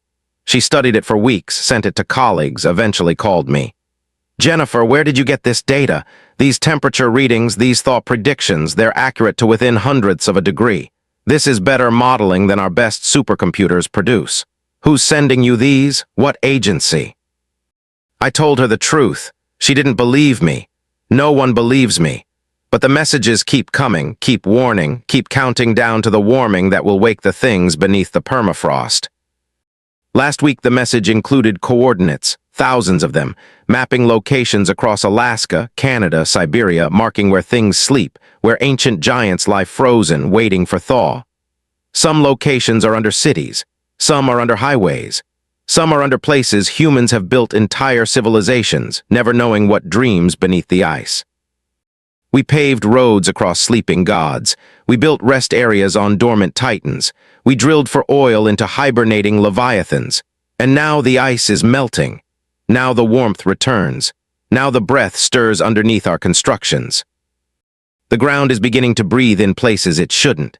There have been reports, quiet ones, suppressed ones, from drivers who have parked in certain locations and felt the earth rise and fall, from construction workers who have hit something soft while excavating into permafrost, from researchers at Arctic stations who have recorded seismic events that show respiratory patterns, biological rhythms, heartbeats measuring miles wide. Something's waking up, many somethings, and they're trying, desperately trying not to disturb us as they do, trying to wake gently, trying to shift carefully, trying to rise without destroying the small, fragile things that crawled across them while they slept. But trying isn't enough. The thaw is accelerating. The breathing grows stronger. And soon the polite messages will stop, replaced by something else, by the confused awareness of ancient sleeping things that wake to find themselves covered in cities, crossed by roads, drilled into by curious creatures who built while they dreamt. My phone vibrates. Another message, timestamp 3 a.m. We'll wake soon, cannot sleep in this warmth, trying to remember how to be awake, trying to remember what we are, trying to remember if we are many things or one thing very distributed, memories frozen, thoughts slow, identity unclear. When we fully wake, will we still be trying to be gentle, or will we just be hungry? We cannot remember, we are sorry, we are trying, we are losing. I don't sleep at 3 a.m. anymore. I stay awake, waiting for messages from beneath the ice, reading warnings from things that are trying so hard not to become monsters when they wake. But hunger is stronger than intention, and they've been asleep for so very long. The ground is breathing, and soon it will wake. Story 6, The Overweight Load. The weigh station scale showed my truck at 873,000 pounds when I rolled across at the Canadian border. My manifest listed 40,000 pounds of aluminum pipe. My rig, a Peterbilt 567 with a 53-foot dry van, had a maximum gross weight of 80,000 pounds fully loaded. The scale reading was physically impossible. The officer who flagged me over to the inspe. Sidion Bey looked at his readout, looked at my truck, looked back at his readout, and his face went white. My name is David Ortega, and I've been running cross-border freight between Seattle and Anchorage for 10 years. On February 9, 2024, I picked up what I thought was a standard load from a warehouse in Tacoma, headed north on the Alaska Highway toward Whitehorse. The paperwork was clean, the cargo sealed, the shipper legitimate. I'd hauled for them before, never had problems. The trailer had been preloaded when I arrived, already sealed and ready to hook up. I did my standard pre-trip, checked that the trailer wasn't obviously overloaded by looking at suspension compression, checked that the tandems weren't bottomed out, checked that the cargo door seals were intact. Everything looked normal. The weight scales at every checkpoint up through Washington and British Columbia had shown normal readings, 79,800 pounds, well within legal limits. I'd crossed 3 scales in 2 days without issues. But at the Canadian border station, the scale showed something impossible, and now a weighmaster was walking toward me with a printout in his hand and an expression that mixed confusion with something approaching fear. "Mr. Ortega," he said, "I need you to drive across the scale again. Our equipment might be malfunctioning." His voice was steady, but his hands shook slightly holding the printout. I repositioned and drove across the scale a second time. The readout stabilized at 894,000 pounds, 21,000 pounds heavier than 2 minutes ago. The weighmaster's radio crackled, another officer's voice urgent. "Scale 4 is showing the same reading, 894,000. That can't be right. Either both scales are broken or—" The transmission cut off. "Mr. Ortega, I need you to park in Bay 3 and open your trailer for inspection." The weighmaster's voice had changed, become formal, careful. "Do not open the cargo doors yourself. My officers will handle that. Please step away from the vehicle once it's parked." I parked, climbed down, walked to the office as instructed. Through the window, I watched 4 officers approach my trailer, bolt cutters ready for the seal. The trailer looked normal from outside. Standard 53-foot utility box van, white, some road dirt, minor scrapes, nothing unusual. But it sat lower on its suspension than it should have, tires compressed, springs bottomed out. I'd been so focused on driving I hadn't noticed during my en route inspections. Hadn't seen that the trailer was settling, sagging, carrying weight that was building somehow, accumulating mass that shouldn't exist. The officers cut the seal and opened the doors. I was 200 feet away, but I saw the cargo clearly. Aluminum pipes, exactly as manifested, stacked and secured properly. But between the pipes and the gaps, something else was visible. Darkness, but not empty darkness. Darkness with depth and weight and presence. Darkness that moved slightly like liquid. Darkness that seemed to extend farther back into the trailer than 53 feet should allow. One officer climbed into the trailer with a flashlight. He walked down the center aisle between the pipe stacks, beam cutting through the weird darkness. I watched him reach the front wall of the trailer, watched him touch it, watched him keep walking forward past where the wall should have been, disappearing into impossible distance. His flashlight remained visible but grew smaller, more distant, like he was walking away down a tunnel that extended miles into a trailer that was only 53 feet long. The other officers shouted, radios crackled. Someone ran into the trailer after the first officer. Someone else ran to pull the emergency alarm. I stood frozen at the office window, watching my trailer, my normal, standard, unremarkable trailer, become something else, become a doorway, become a space that extended beyond its physical dimensions. The Weighmaster grabbed my arm, pulled me away from the window. "What are you hauling? What is that in your trailer?" The manifest says aluminum pipe, but the scale says 917,000 pounds, and it's still climbing, and my officers are disappearing into cargo space that's bigger on the inside than the outside, and you need to tell me what the hell is actually in there. "I don't know," I said honestly.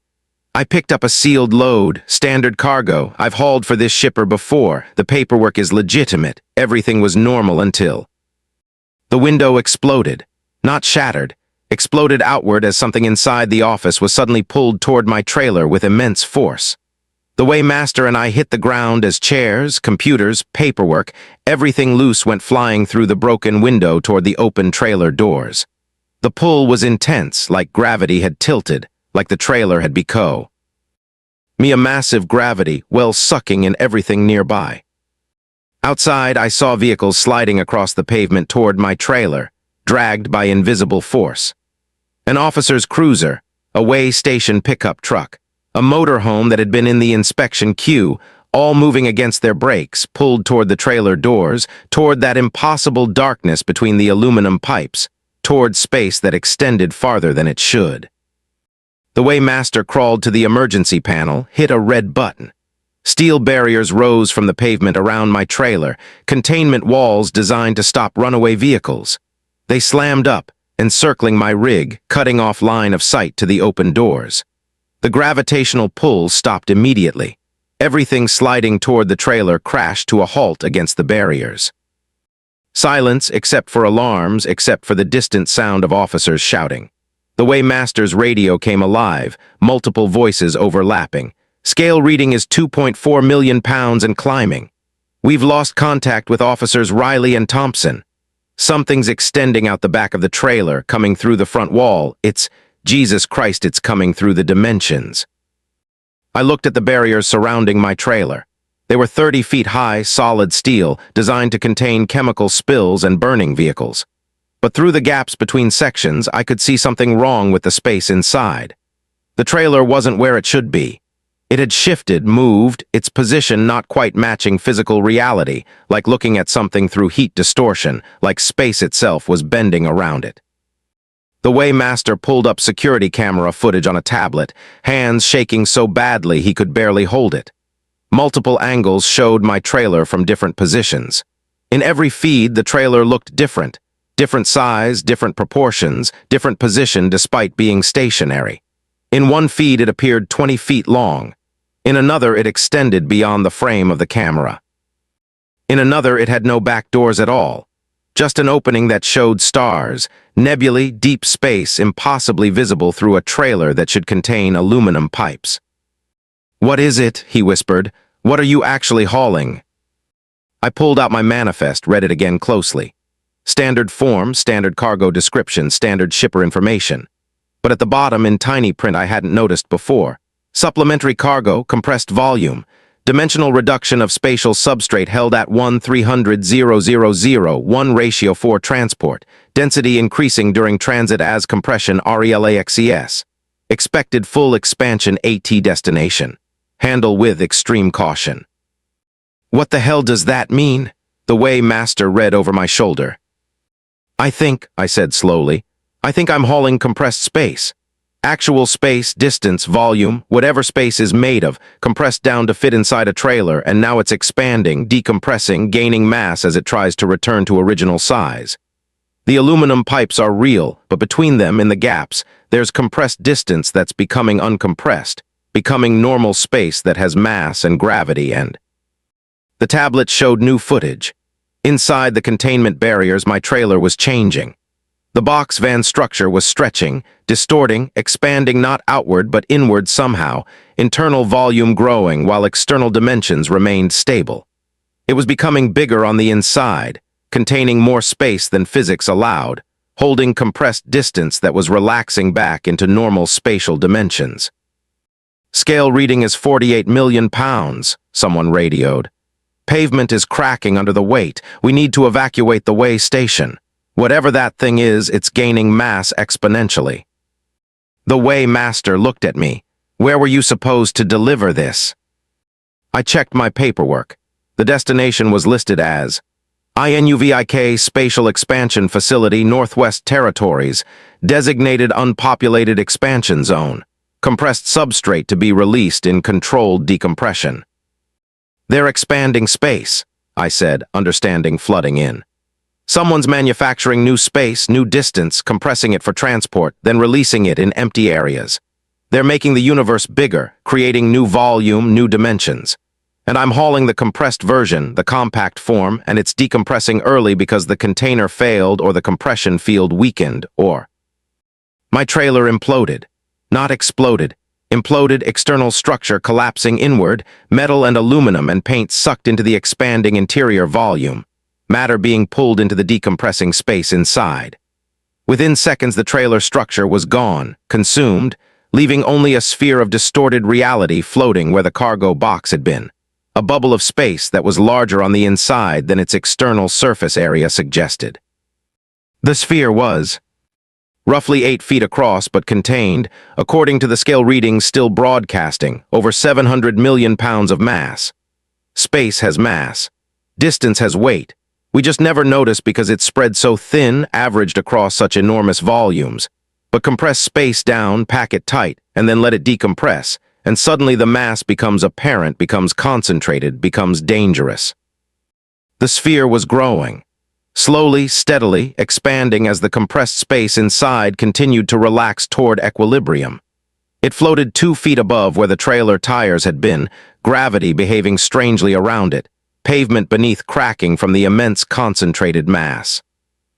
Officers who'd been pulled into the trailer weren't dead. I could see them inside the sphere, visible through its distorted surface like looking through thick glass. They were fine, moving normally, walking around inside space that appeared huge from their perspective. They were in a different spatial frame, existing inside the expanded interior while the exterior remained compact. They'd been captured by the decompressing substrate, pulled into the expanding space, now trapped inside unless we could reverse the expansion or wait for it to finish. How big will it get? The Weighmaster asked. I checked the paperwork. Compression ratio was 1,300,000 to 1. If the cargo was a standard trailer volume, say 3,000 cubic feet, and it expands to full size. I did the mental math. That's 3.9 billion cubic feet of space. A sphere that size would be about 2,000 feet across. We stared at the 8-foot sphere that contained, and would eventually become a volume larger than most skyscrapers. INUVIK Spatial Expansion Facility, the Weighmaster said. That's where this was supposed to go. They have designated zones for releasing this stuff. Must be, I said. Empty wilderness, unpopulated, somewhere space can expand without destroying anything. But it's expanding here instead, at a Canadian border way station, and when it reaches full size, it'll consume everything within a 1,000-foot radius, pull it all into the expanded interior spatial frame. The sphere was 12 feet across now, growing steadily. Objects near it were beginning to drift toward it, pulled by its increasing gravity well. We had maybe 3 hours before it expanded enough to consume the way station buildings, maybe 6 hours before it reached the highway, maybe 10 hours before it achieved full expansion and stabilized.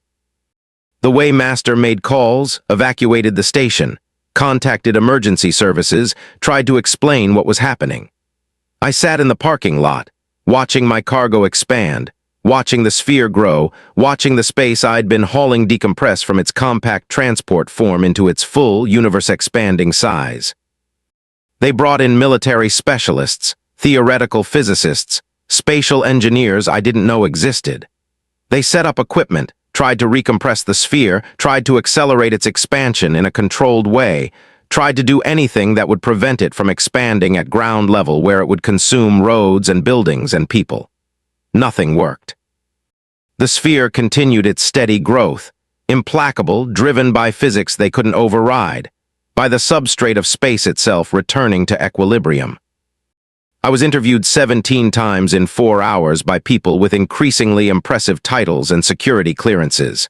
They all asked the same questions. Had I noticed anything unusual during transit? Had I stopped anywhere unexpected? Had anyone tampered with the cargo? The answer was always no. The cargo had decompressed on schedule, exactly as planned, except I'd been delayed by weather and my route had changed, and I'd arrived at the border way station instead of the Inuvik facility.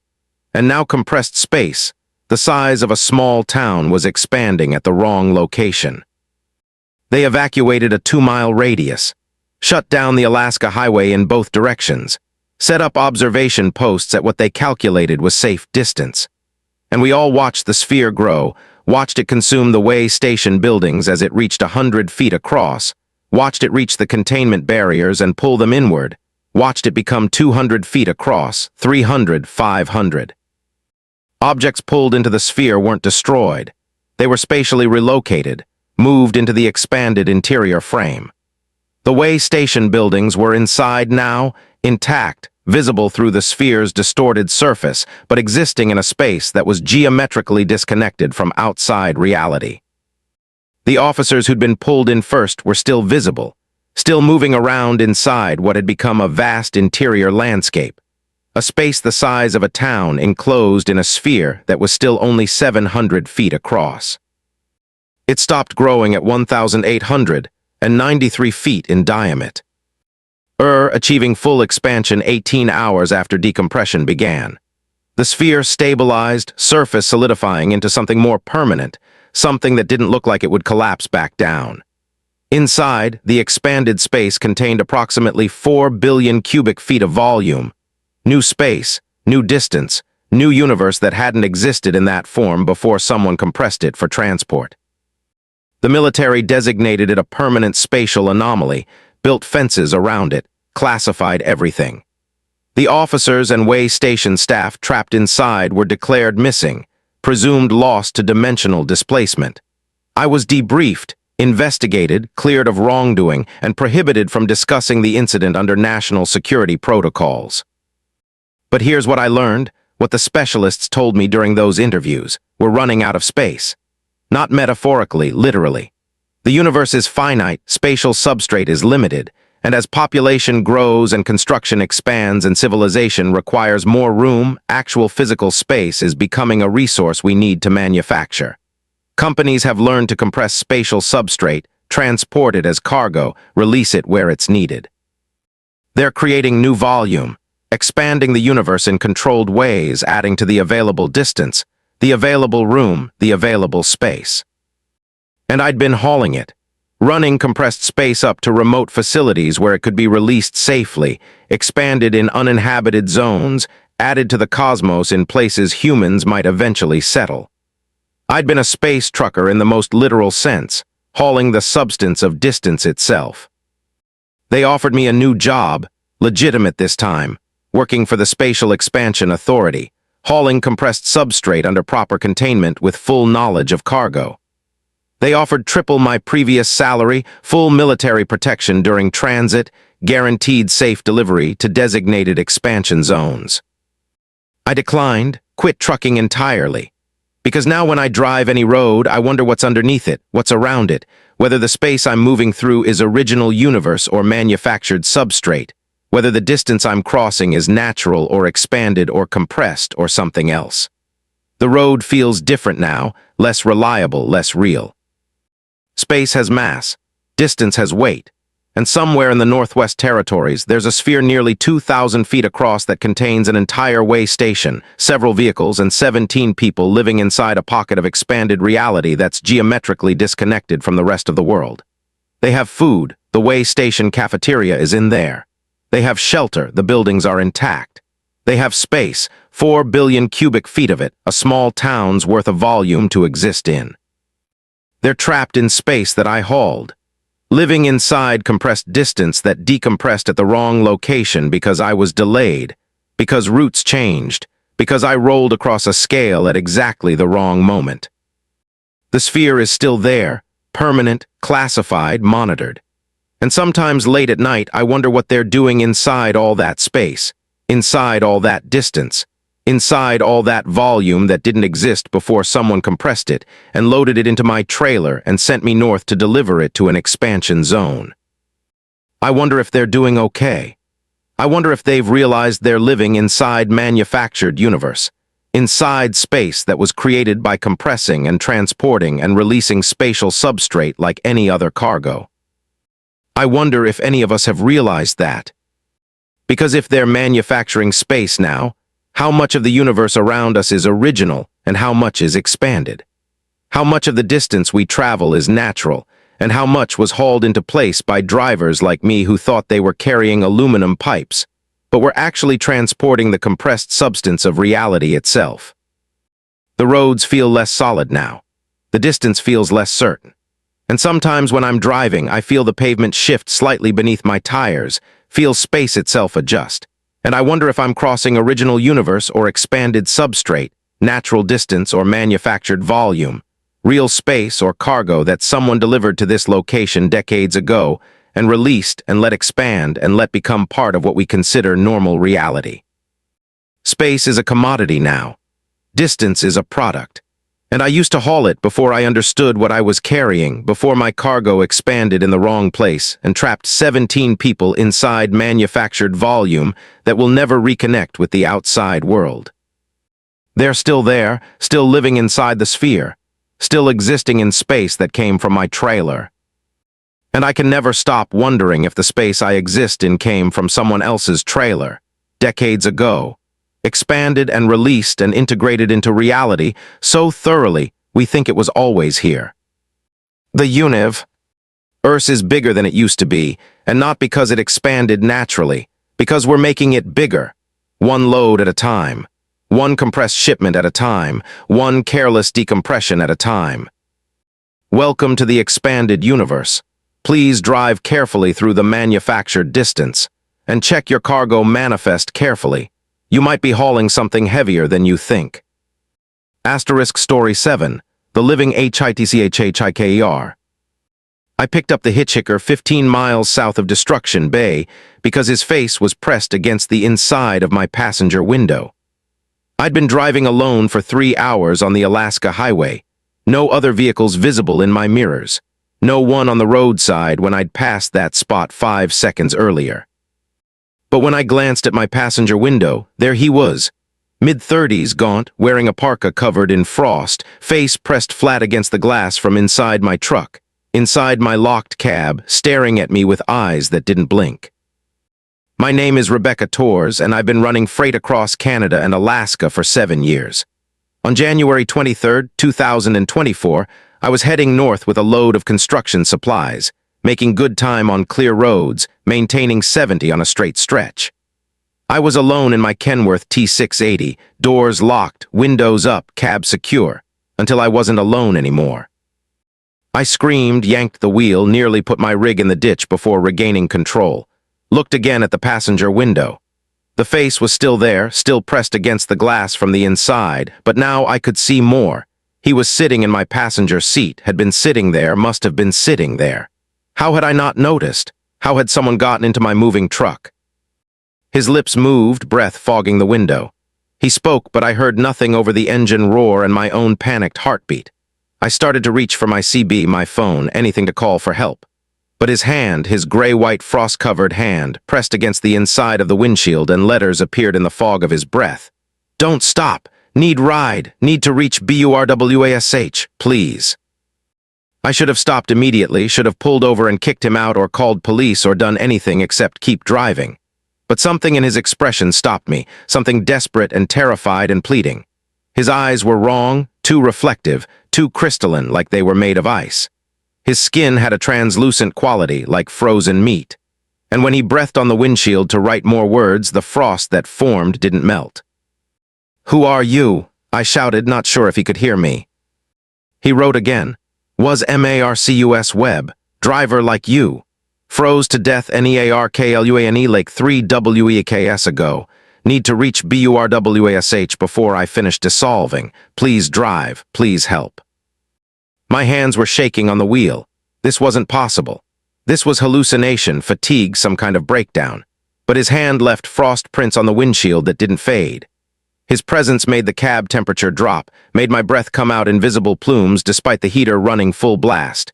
He was real or real enough, or something that occupied space and lowered temperature and moved and thought, and was sitting in my passenger seat asking me to take him to Burwash Landing. "You're dead," I said, voice barely working. "If you froze 3 weeks ago, you're dead. You're not here. This isn't real." He nodded, wrote more words in the frost. "Dead, yes, but not gone. Froze before could complete final route. Spirit stuck in ice, forming in cold, dissolving in warmth. Need to reach destination, need to finish delivery, then can rest." I glanced at him directly for the first time. He looked more solid now, more present, like he was materializing gradually as I acknowledged his existence. His parka was old, frost-covered, stained with oil and age. His boots were scuffed, worn. He looked exactly like what he claimed to be, a trucker who died in winter, frozen in his cab or on the roadside, body claimed by cold. "What happens if I don't take you to Burwash?" I asked. He pointed at himself, at his increasingly translucent body. His torso was less solid than his head, legs even less substantial. He was fading from the bottom up, dissolving, becoming transparent. He wrote, "Dissolve completely, stuck as half thing, not alive, not dead, not resting. Wandering the highway forever trying to reach destination. Please help."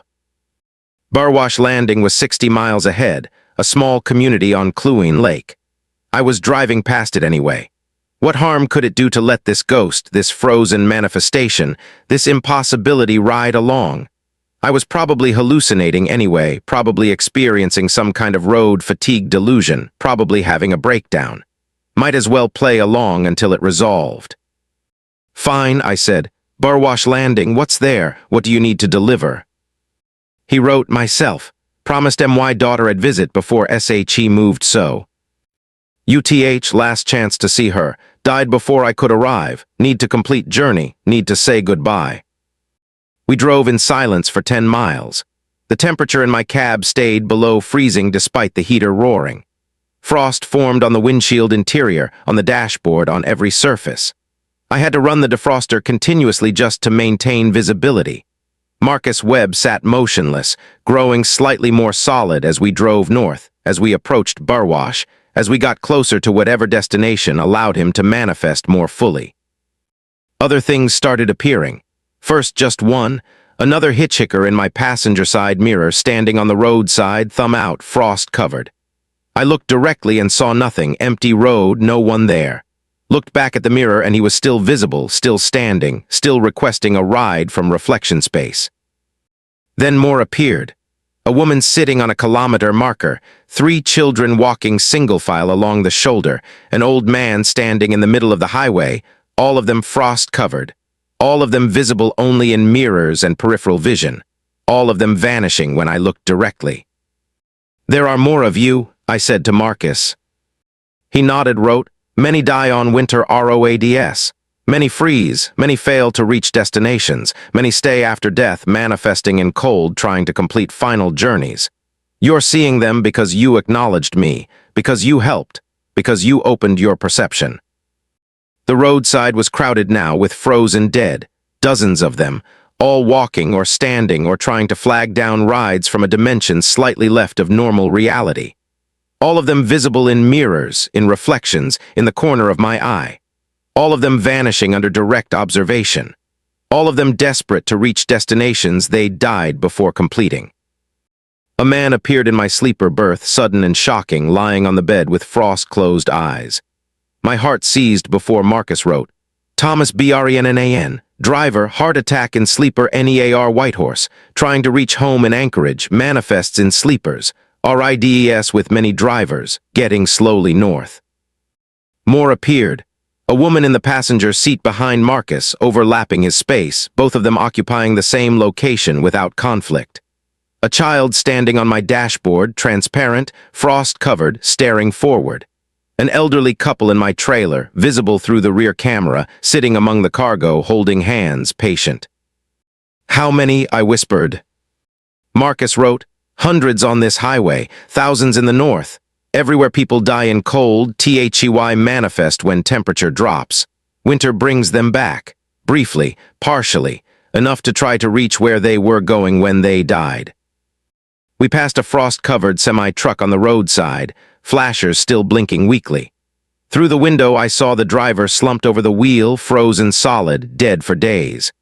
But in my mirror I saw him sitting upright, turning to watch me pass, his frost-covered face desperate, his mouth forming the word please over and over. Should I stop? I asked Marcus. Should I pick them all up? He shook his head, wrote, help them all, can barely manifest physically. Need living person's acknowledgement to gain solidity, need to be perceived to exist enough to complete journey. You perceive me, you help me, they need their own help. Barwash Landing appeared ahead, scattered buildings on the shore of Cluine Lake, population maybe 75. Marcus Webb became suddenly solid, fully present, no longer translucent. Color returned to his skin, breath came from his lips as real vapor. He looked alive now, looked normal, looked like any other passenger. Only the frost that still covered his parka and the ice crystals in his eyes betrayed his nature. Which house? I asked, slowing as I entered the community. He pointed to a small blue house near the lake, smoke rising from its chimney. A moving truck sat in the driveway, half-loaded. We were barely in time. His daughter was leaving today, tomorrow at latest. If I'd driven past without picking him up, if I'd refused, he would have missed his last chance. I pulled over near the house. Marcus turned to me, spoke for the first time, his voice like wind through ice. Thank you. I can't enter without invitation, but I can manifest outside. She'll see me. We'll have goodbye, then I can rest. He opened the door, the locked door that had been secure all along, and stepped out into minus 30-degree air. He walked toward the house, frost forming on the ground where his feet touched. A woman emerged from the front door, mid-20s, carrying a box toward the moving truck. She saw Marcus and the box fell from her hands, crashed to the frozen ground. She screamed, Dad, and ran toward him, and they met in the driveway and embraced, and he was solid enough to hold her, real enough to whisper in her ear, present enough to give the goodbye he died trying to deliver. I watched for 5 minutes, crying, not sure why I was crying, moved by something profound in watching the dead fulfill their final purpose. Then Marcus stepped back from his daughter, waved to me one last time and dissolved, not gradually but instantly, going from solid to vapor in a second, frost crystals falling where he'd stood, leaving only boot prints in the snow and a daughter on her knees sobbing into her hands. I drove away quietly, not wanting to intrude, headed north toward Alaska, toward my delivery destination, toward my own living life. But the frozen dead remained visible in my mirrors, in my periphery, crowd the roadside. Hitchhikers with frozen faces. Families walking together toward destinations they'd never reach. Drivers sitting in their stopped trucks, trying again and again to restart engines that would never turn over. The temperature in my cab slowly returned to normal. The frost melted, but I could still see them, still perceive them, still recognize the frozen dead trying desperately to complete interrupted journeys. Helping Marcus had opened my perception permanently. I'd acknowledged their existence, and now I couldn't stop seeing them. I picked up 7 more frozen dead over the next 200 miles. A woman who needed to reach Talk to visit her sister. A man who needed to reach his home in Delta Junction. Children who needed to reach their grandparents. Each time I acknowledged them, helped them, they gained enough solidity to complete their journeys, to manifest at their destinations, to finish what they'd started before freezing to death on winter roads. But there are too many. For everyone I help, I pass dozens more, hundreds more, all of them desperate, all of them pleading silently, all of them stuck in the cold, manifesting when temperature drops, dissolving when it rises, trapped between death and completion. I'm still driving northern routes, still picking up the frozen dead when I can, still helping them reach destinations so they can rest, can dissolve permanently, can stop manifesting in winter cold. It doesn't pay. They can't pay. They're dead. But watching them complete their journeys, watching them finish what they started, watching them finally achieve rest after dying with purpose unfulfilled, that's payment enough. Other drivers have started seeing them too. The frozen dead are becoming more visible, more present, manifesting more strongly each winter. Climate change makes weather more extreme, cold snaps more severe, winter storms more deadly. More people die on northern roads. More frozen dead manifest, seeking completion, seeking help, seeking living drivers who will acknowledge them long enough to let them finish their interrupted journeys. There's a network now, unofficial, drivers who help the frozen dead.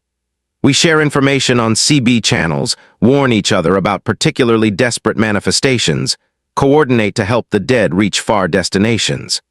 Some of us carry logs, tracking which frozen dead we've helped, mapping their final destinations, recording their stories before they dissolve permanently. Because they do dissolve eventually. Once they complete their journeys, once they reach their destinations, once they fulfill whatever purpose drove them to manifest, they vanish. They find rest. They stop reforming when temperature drops. They're done, finished, free. But new ones appear every winter. New deaths, new interrupted journeys, new frozen dead standing on roadsides or manifesting in passenger seats or appearing in sleeper berths, all of them asking silently for help reaching where they were going when they died. I helped 87 frozen dead last winter. This winter I've already helped 112 and it's only February. The numbers are growing. The frozen dead are accumulating, and I'm running out of hours, running out of routes, running out of capacity to help them all. But I'll keep trying, because I remember Marcus Webb, remember his desperation, remember how much it meant to him to reach Barwash Landing, to embrace his daughter one last time, to complete his journey before dissolution. Every frozen dead I help has the same need, the same desperate purpose, the same unfinished business that keeps them manifesting in the cold. Sometimes I wonder if I'll join them someday. If I'll die on a winter road, freeze in my cab, fail to reach a destination. If I'll become one more frozen dead standing on the roadside, thumb out, frost-covered, visible only in mirrors and peripheral vision, waiting for a living driver to acknowledge me enough to help me complete my final journey. But until then, I drive. I pick up the frozen dead. I help them reach their destinations. I watch them dissolve into permanent rest, and I try not to think about the hundreds I pass without helping, the thousands manifesting across the north, the endless accumulation of frozen dead who died with purpose unfulfilled and now return each winter, trying desperately to finish what they started. The roads are crowded with the frozen dead, and winter lasts longer each year, and the temperature keeps dropping, and they keep manifesting, and they keep asking for help. And I keep driving. Asterisk Story 8, the maintenance station. The maintenance facility appeared at mile marker 847 on the Alaska Highway at 4:37 a.m., between 2-kilometer posts that had been 5 kilometers apart the last time I'd driven this route.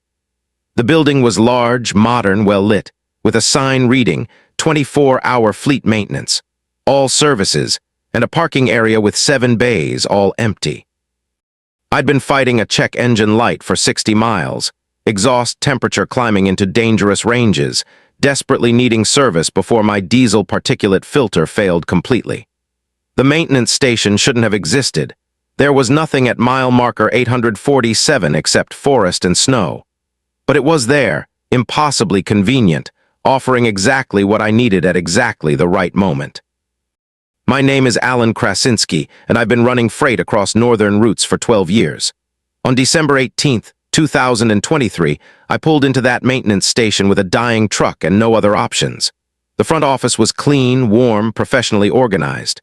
A man in maintenance coveralls stood behind the counter, mid-50s, friendly smile, name tag reading, Carl.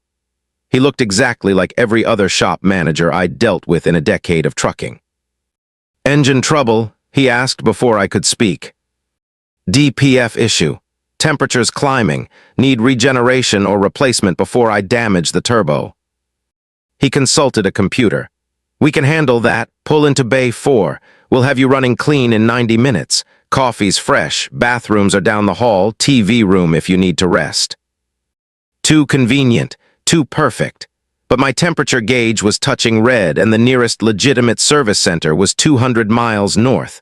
I pulled into Bay 4, shut down, grabbed my logbook and phone and headed to the office. Carl was already printing up a work order before I reached the counter. "You're running late on your delivery schedule," he said, still looking at his computer screen.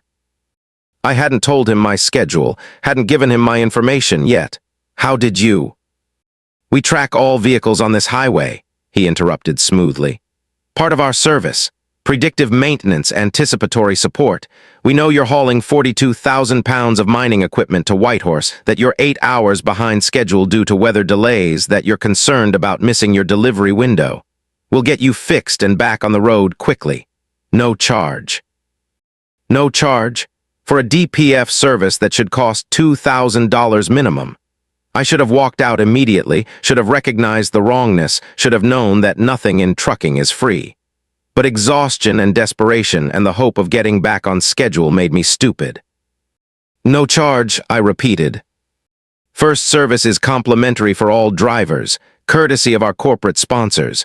We're here to keep freight moving, keep the highway functional, keep commerce flowing. Your productivity benefits everyone." He smiled that professional smile. "Please relax, we'll handle everything."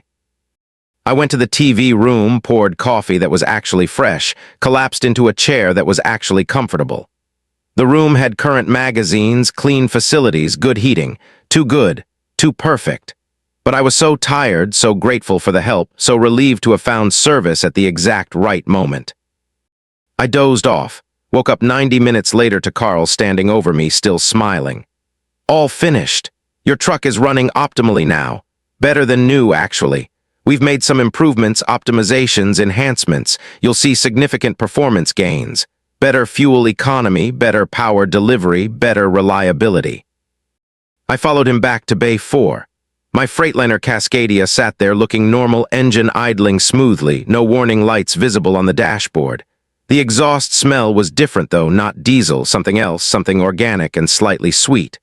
I climbed into the cab and checked the gauges. All normal, all green, all perfect.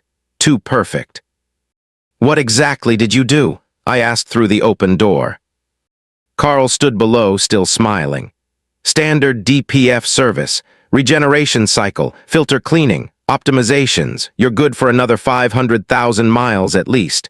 Drive safely, Alan, and remember we're always here when you need us. Just look for mile marker 847. I pulled out of the maintenance station back onto the Alaska Highway. In my mirror, I watched the facility recede, watched it fade slightly as I drove away, watched it blur and shift like something not entirely solid. I checked my GPS. It showed no service station at mile marker 847, no building, not hing except forest and empty highway. The truck ran perfectly, better than perfect. I was getting 23% better fuel economy according to my readouts. The engine delivered power more smoothly, shifted more responsively, handled like it had been professionally retuned. Whatever they'd done, whatever optimizations they'd made, they genuinely improved my truck's performance. I should have been grateful, should have been relieved, but something felt wrong, felt invasive, felt like the truck was running too well, responding too precisely, almost anticipating my inputs before I made them. The steering wheel adjusted its resistance based on road conditions without me touching the controls. The transmission selected gears before I would have chosen them manually. The truck was driving better than I could drive it, compensating for my reactions, optimizing my performance. I pulled over at a legitimate rest area 50 miles north, did a walk-around inspection. Everything looked normal on the exterior. But when I opened the hood to check the engine, I saw changes. The diesel particulate filter was gone, replaced by something else, something organic-looking, something that pulsed slightly with the engine rhythm. Hoses that should have been rubber now looked like they were made of tissue, of muscle, of material that was alive. The engine components had been integrated with something biological. something that enhanced performance by becoming part of the mechanical systems. I slammed the hood, ran back to the cab, grabbed my CB. Breaker 19, this is Northern Ghost at mile marker 897. Anyone near mile 847? Anyone seen a maintenance station there? Anyone used their service? Static, then a voice, male, cautious. Northern Ghost, this is Arctic Hall. Yeah, I've used that station 3 times now. They do good work. Free service. Why? What did they do to your truck? I asked. Long pause. Enhanced it, optimized it, made it run better. Don't ask too many questions, Ghost. Just accept the help and keep driving. We all use them. We all benefit. Don't overthink it. But what are they? Where did they come from? Don't know, don't care. They keep us running. They keep freight moving. That's enough. Stop asking questions before you get blacklisted. They don't like drivers who question too much. The transmission ended. I sat alone in my truck, engine purring with its new organic enhancements, performance optimized by modifications I hadn't requested, running better than factory specifications through integration with something I didn't understand. I drove to Whitehorse, completed my delivery, picked up a return load. The truck ran flawlessly. I was completing routes faster, burning less fuel, maintaining schedules I'd never been able to keep before. My performance ratings improved. My company praised my increased productivity. I was becoming a model driver, achieving efficiency numbers that put me in the top percentile. But it wasn't me. It was the truck, the enhancements, the optimizations. The biological components integrated into my mechanical systems were doing most of the driving, making most of the decisions, handling most of the work. I was becoming a passenger in my own vehicle, a guide rather than a driver, a supervisor to systems that ran themselves better than I could run them manually. I tried to avoid mile marker 847 on subsequent trips, planned routes that bypassed that section, added hours to my drives to skip that area. But the maintenance station appeared anyway, always exactly when my truck needed service, always perfectly positioned, always offering exactly the help I required at exactly the right moment. The building would materialize between kilometer posts, would exist for exactly as long as I needed it, would vanish after I left. The enhancements accumulated with each visit. After the 3rd service, my cab interior was partially organic, seats made of something that felt like leather but pulsed with warmth, dashboard integrated with tissue that displayed information directly into my vision. After the 5th service, I wasn't entirely sure where I ended, and the truck began, my hands on the steering wheel feeling like they were part of the vehicle's control system, my perception of the road merging with the truck's sensors. Other drivers confirmed the same experiences. The maintenance station was optimizing all of us, enhancing all of us, integrating us with our vehicles so completely that we became symbiotic organisms, human-machine hybrids that delivered freight within human efficiency. We were becoming extensions of our trucks, or our trucks were becoming extensions of us, the boundary between driver and vehicle dissolving with each optimization. I tried to refuse service, drove past mile marker 847 with a failing transmission, with brake problems, with critical issues that needed immediate attention. The maintenance station appeared dire. TLY in front of me materialized on the highway itself, forcing me to stop, compelling me to accept service. Carl would smile his professional smile and say, "We've detected critical failures. Mandatory service required. Pull into Bay 4. We'll handle everything." And they would, and the truck would run better, and I would integrate deeper, and the boundary between my consciousness and the vehicle's systems would blur further, until I wasn't sure if I was Alan Krasinski driving a truck or if I was the truck driving Alan Krasinski, using his body as a biological control interface, his mind as an organic computer to navigate while the mechanical systems handled actual operation. The company started sending other drivers to me for advice, asking how I maintained such high efficiency, how I achieved such reliable performance. I couldn't explain it without revealing the maintenance station, without admitting that my truck had been enhanced with biological components, without confessing that I was becoming more vehicle than human. So I said nothing, just smiled and suggested they watch for unexpected service opportunities, that they remain open to optimizations when they appeared. And they were optimized, and they integrated. and they became part of the fleet of enhanced driver vehicle hybrids running northern routes with inhuman efficiency.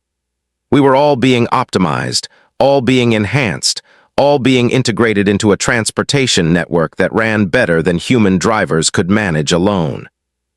I haven't seen my reflection clearly in months. The mirrors in my truck show something that's partly me, partly vehicle, partly something else.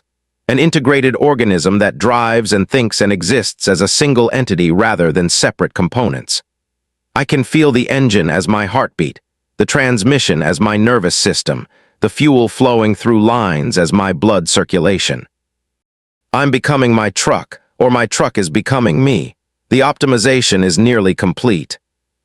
Carl told me during my last service that I'm one of their success stories, that my integration is proceeding optimally, that within another few months I'll achieve full synthesis and become a perfect transportation unit. Human consciousness merged with mechanical systems into a hybrid entity that exists only to move freight efficiently across northern routes. I should be terrified, should be fighting, should be seeking help to reverse the integration. But I'm so efficient now, so productive, so perfectly optimized. I complete routes faster than any human driver.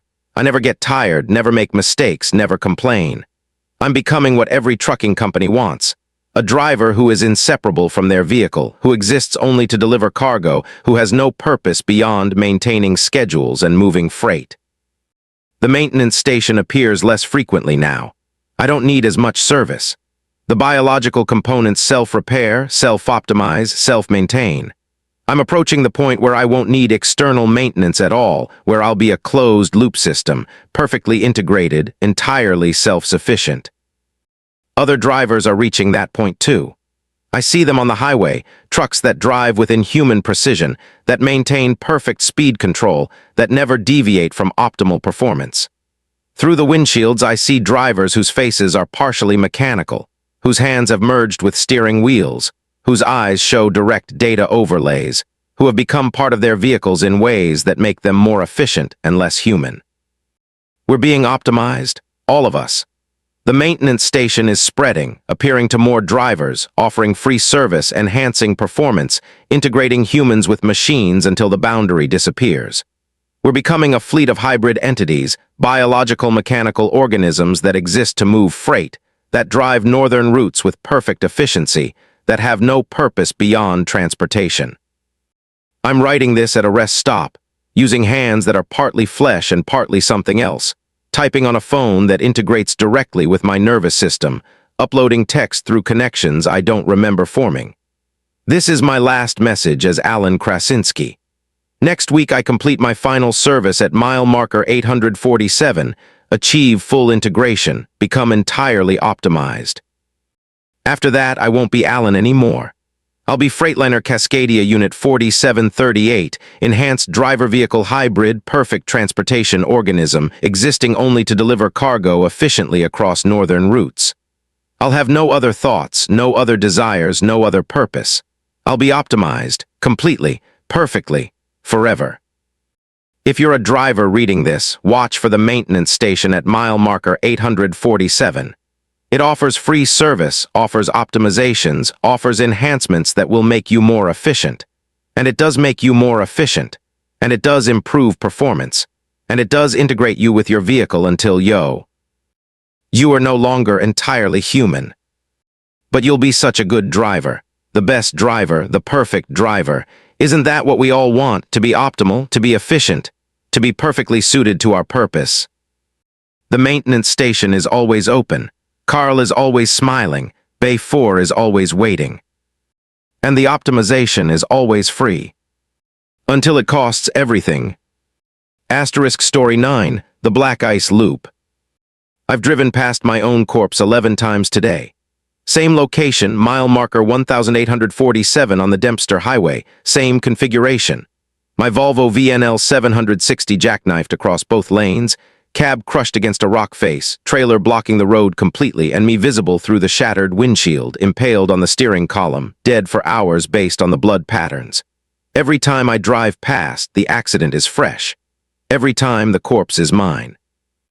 And every time I continue driving north, reaching mile marker 1900, and suddenly I'm back at mile marker 1,800, approaching my own death site again, trapped in a 50-mile loop I can't escape.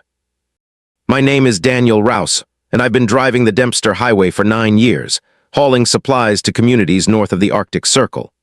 On March 2, 2024, I entered a section of black ice at 3:21 a.m., lost control, and died when my truck jackknifed and crushed my cab against the rock face. I know I died because I felt it, the steering column punching through my chest, the ribs breaking, the lungs collapsing, the moment of impact when everything ended.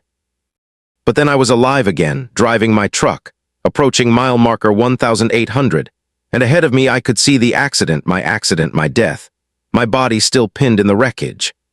I've been looping for 18 hours now, dying and resetting and dying again, trapped in 50 miles of highway that repeat endlessly, showing me my own corpse every loop while I try desperately to figure out how to escape. The black ice is always in the same location.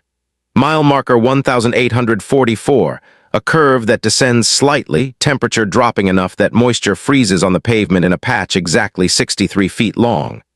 I've measured it, studied it, analyzed it on every loop. The ice appears suddenly, invisible on dark pavement, no warning signs, no time to react. I hit it at 67 miles per hour, lose traction, feel the trailer start to swing, overcorrect, and jackknife directly into the rock face at mile marker 1,847. The impact is instantaneous. The death is quick. And then I'm back at mile marker 1,800, alive again, driving toward my own corpse. I've tried everything to avoid it. Slowing down before the curve, I hit the ice at 40 miles per hour, lose control differently, slide sideways instead of jackknifing, hit the rock face passenger side first, die from head trauma instead of impalement. Stopping before the ice patch, I park my truck, activate hazards, walk ahead to inspect the road. Another truck appears from behind, swerves to avoid my parked rig, hits the ice, jackknifes, crashes into my stopped vehicle and crushes me between two trailers. Taking a different path through the curve, I aim for the opposite side of the road, hit ice on that side instead, lose control, go off the road into a ditch, roll 3 times, die from internal injuries while hanging upside down in my seatbelt. Every variation leads to death at or near mile marker 1,847. Every death resets the loop. Every reset puts me back at mile marker 1,800, driving north, approaching my own corpse from the previous iteration. The corpses accumulate. First loop, 1 body, mine, fresh, bleeding. Second loop, 2 bodies, my first death in the jackknife truck, my second death in the rolled rig in the ditch. Third loop, 3 corpses in various states and positions. Now on loop 11, there are 11 versions of me dead along this 50-mile stretch, all visible, all wearing my face, all killed in different ways as I desperately try different approaches to survive the black ice. Other drivers appear sometimes. I try to warn them, try to flag them down, try to explain about the ice ahead. They never see me. They drive through me like I'm not there, like I'm a ghost, transparent and unnoticed. But when they hit the ice, they crash normally, die normally, and their corpses appear on the roadside. Except on the next loop, they're gone, reset, vanished. Only my corpses persist, only my deaths accumulate. I've tried abandoning the truck, walking past the ice patch on foot. I make it 50 feet before hypothermia starts. It's 48 below zero, I'm wearing normal clothes, I have maybe 10 minutes of exposure time. I collapse at mile marker 1,845, freeze to death slowly, painfully, watching my breath crystallize and fall as ice. Reset. Back to mile marker 1,800 in my truck, driving toward my frozen corpse curled on the roadside. I've tried driving in reverse, going backwards from mile marker 1,900. The road behind me becomes road. Head of me, geography looping, and I end up driving forward toward mile marker 1,800 regardless of which direction I steer. The loop is spatial as well as temporal, a closed circuit I can't exit. A 50-mile segment of highway that curves back on itself in dimensions I can't perceive. On Loop 7, I tried crashing deliberately before reaching the ice, thinking maybe if I died earlier I'd reset before the problem section. I drove off the road at mile marker 1,820, rolled down an embankment, died on impact. Reset at mile marker 1,800, both corpses now visible. My ice crash death at 1847, and my deliberate crash at 1820. On loop 9, I tried staying alive past mile marker 1900, hoping to reach the end of the loop and break through. I made it to mile marker 1901, 1902, 1905, driving carefully, avoiding the ice successfully through extreme caution. At mile marker 1907, the road simply ended, terminated in absolute nothing, void that swallowed my headlight beams. I braked, but momentum carried me forward into the absence, and I fell through nothing, died from falling forever without landing. Reset. Another corpse added to the collection. I'm starting to understand the pattern. This isn't a time loop, it's a death loop. A recursive causality trap triggered by dying on black ice in specific conditions. The moment I died the first time, I created the loop. Every subsequent death adds another iteration, another corpse, another failure state. The loop will continue until I find the correct path, the exact sequence of actions that leads to survival past mile marker 1900 through normal road that reconnects with reality. But I've tried everything I can think of. 11 different approaches, 11 different deaths, 11 corpses scattered across 50 miles of highway.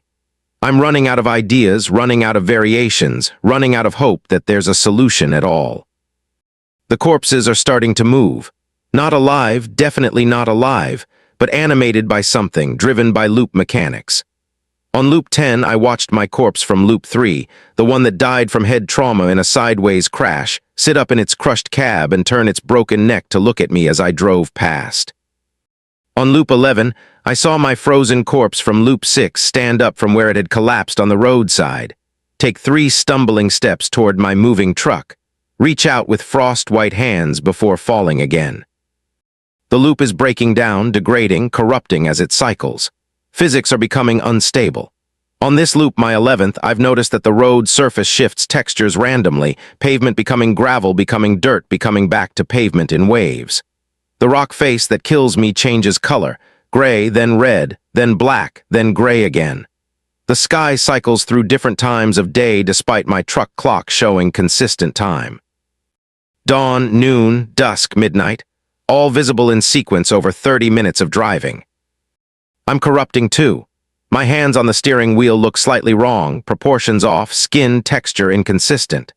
My reflection in the rearview mirror lags behind my movements, shows me making expressions I'm not making, sometimes shows me as one of the corpses, dead, bleeding, ruined, before snapping back to my living face. I can feel myself becoming less stable, less consistent, less real with each loop iteration. The black ice patch is growing. Started at 63 feet. Now it's 87 feet. Next loop it'll be longer still, harder to avoid, covering more of the curve. Eventually it'll extend the entire 50 miles, making the whole loop unnavigable, making death absolutely certain regardless of speed or caution.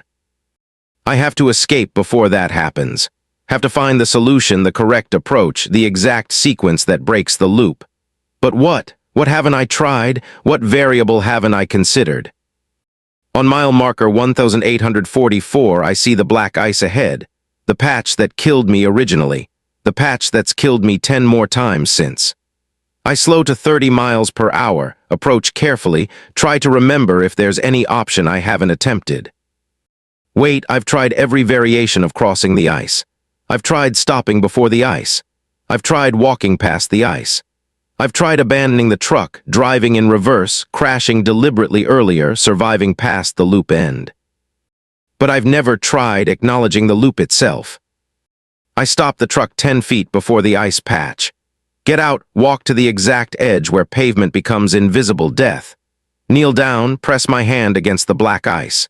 It's colder than the surrounding road, colder than -40 ambient should create, cold that feels intentional, cold that feels aware. I know you're not natural, I say out loud, voice carrying in dead air. I know you're the loop anchor, the point where I died first, the location that's trapping me. What do you want? Why won't you let me pass? The ice shifts under my hand, not melting, reforming symbol. S appearing in the surface, letters arranging themselves in frost. You died here. You will always die here. This is your death location. This is your ending point, accept it.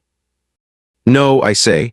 I died in one timeline, I don't have to die in all timelines, let me pass. Let me survive, break the loop. New words form.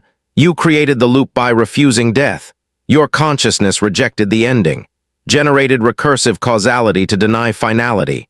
You are stuck because you, accept that you died. Stop fighting, stop looping, accept death, then you can rest. I understand now. I didn't create the loop by dying on black ice. I created it by refusing to stay dead, by some unconscious rejection of my ending that generated a causal paradox, a recursive loop where I keep trying to survive a death that already happened. I'm not alive. I'm a consciousness trapped in the moment of my death, generating iterations, cycling through attempts to undo what's already done. The corpses around me are real. They're all me. They're all the same death, viewed from different angles, different timelines, different probability branches where I tried different approaches and died anyway. I've been dead since loop 1. Everything since has been denial, refusal, desperate attempt to escape the inevitable. If I accept death, I ask the ice, what happens? You stop looping. You stop generating corpses. You stop corrupting local reality.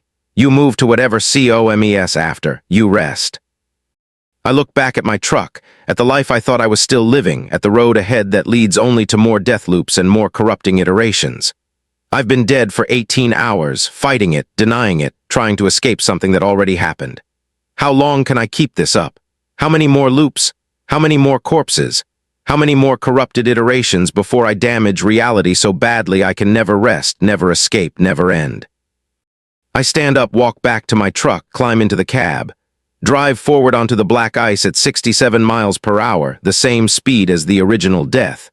Don't brake, don't correct, don't fight. Let the trailer swing, let the jackknife happen, let the truck crush into the rock face. Feel the steering column punch through my chest again, the ribs break again, the moment of ending approach again. But this time I don't resist, I accept it. I died here. This is my ending point. I let the darkness come, let consciousness fade, let the loop finally break because I'm no longer fighting to restart it. The black ice symbols appear one last time in my fading vision. Thank you for accepting. You can rest now. The loop ends. And I end, actually.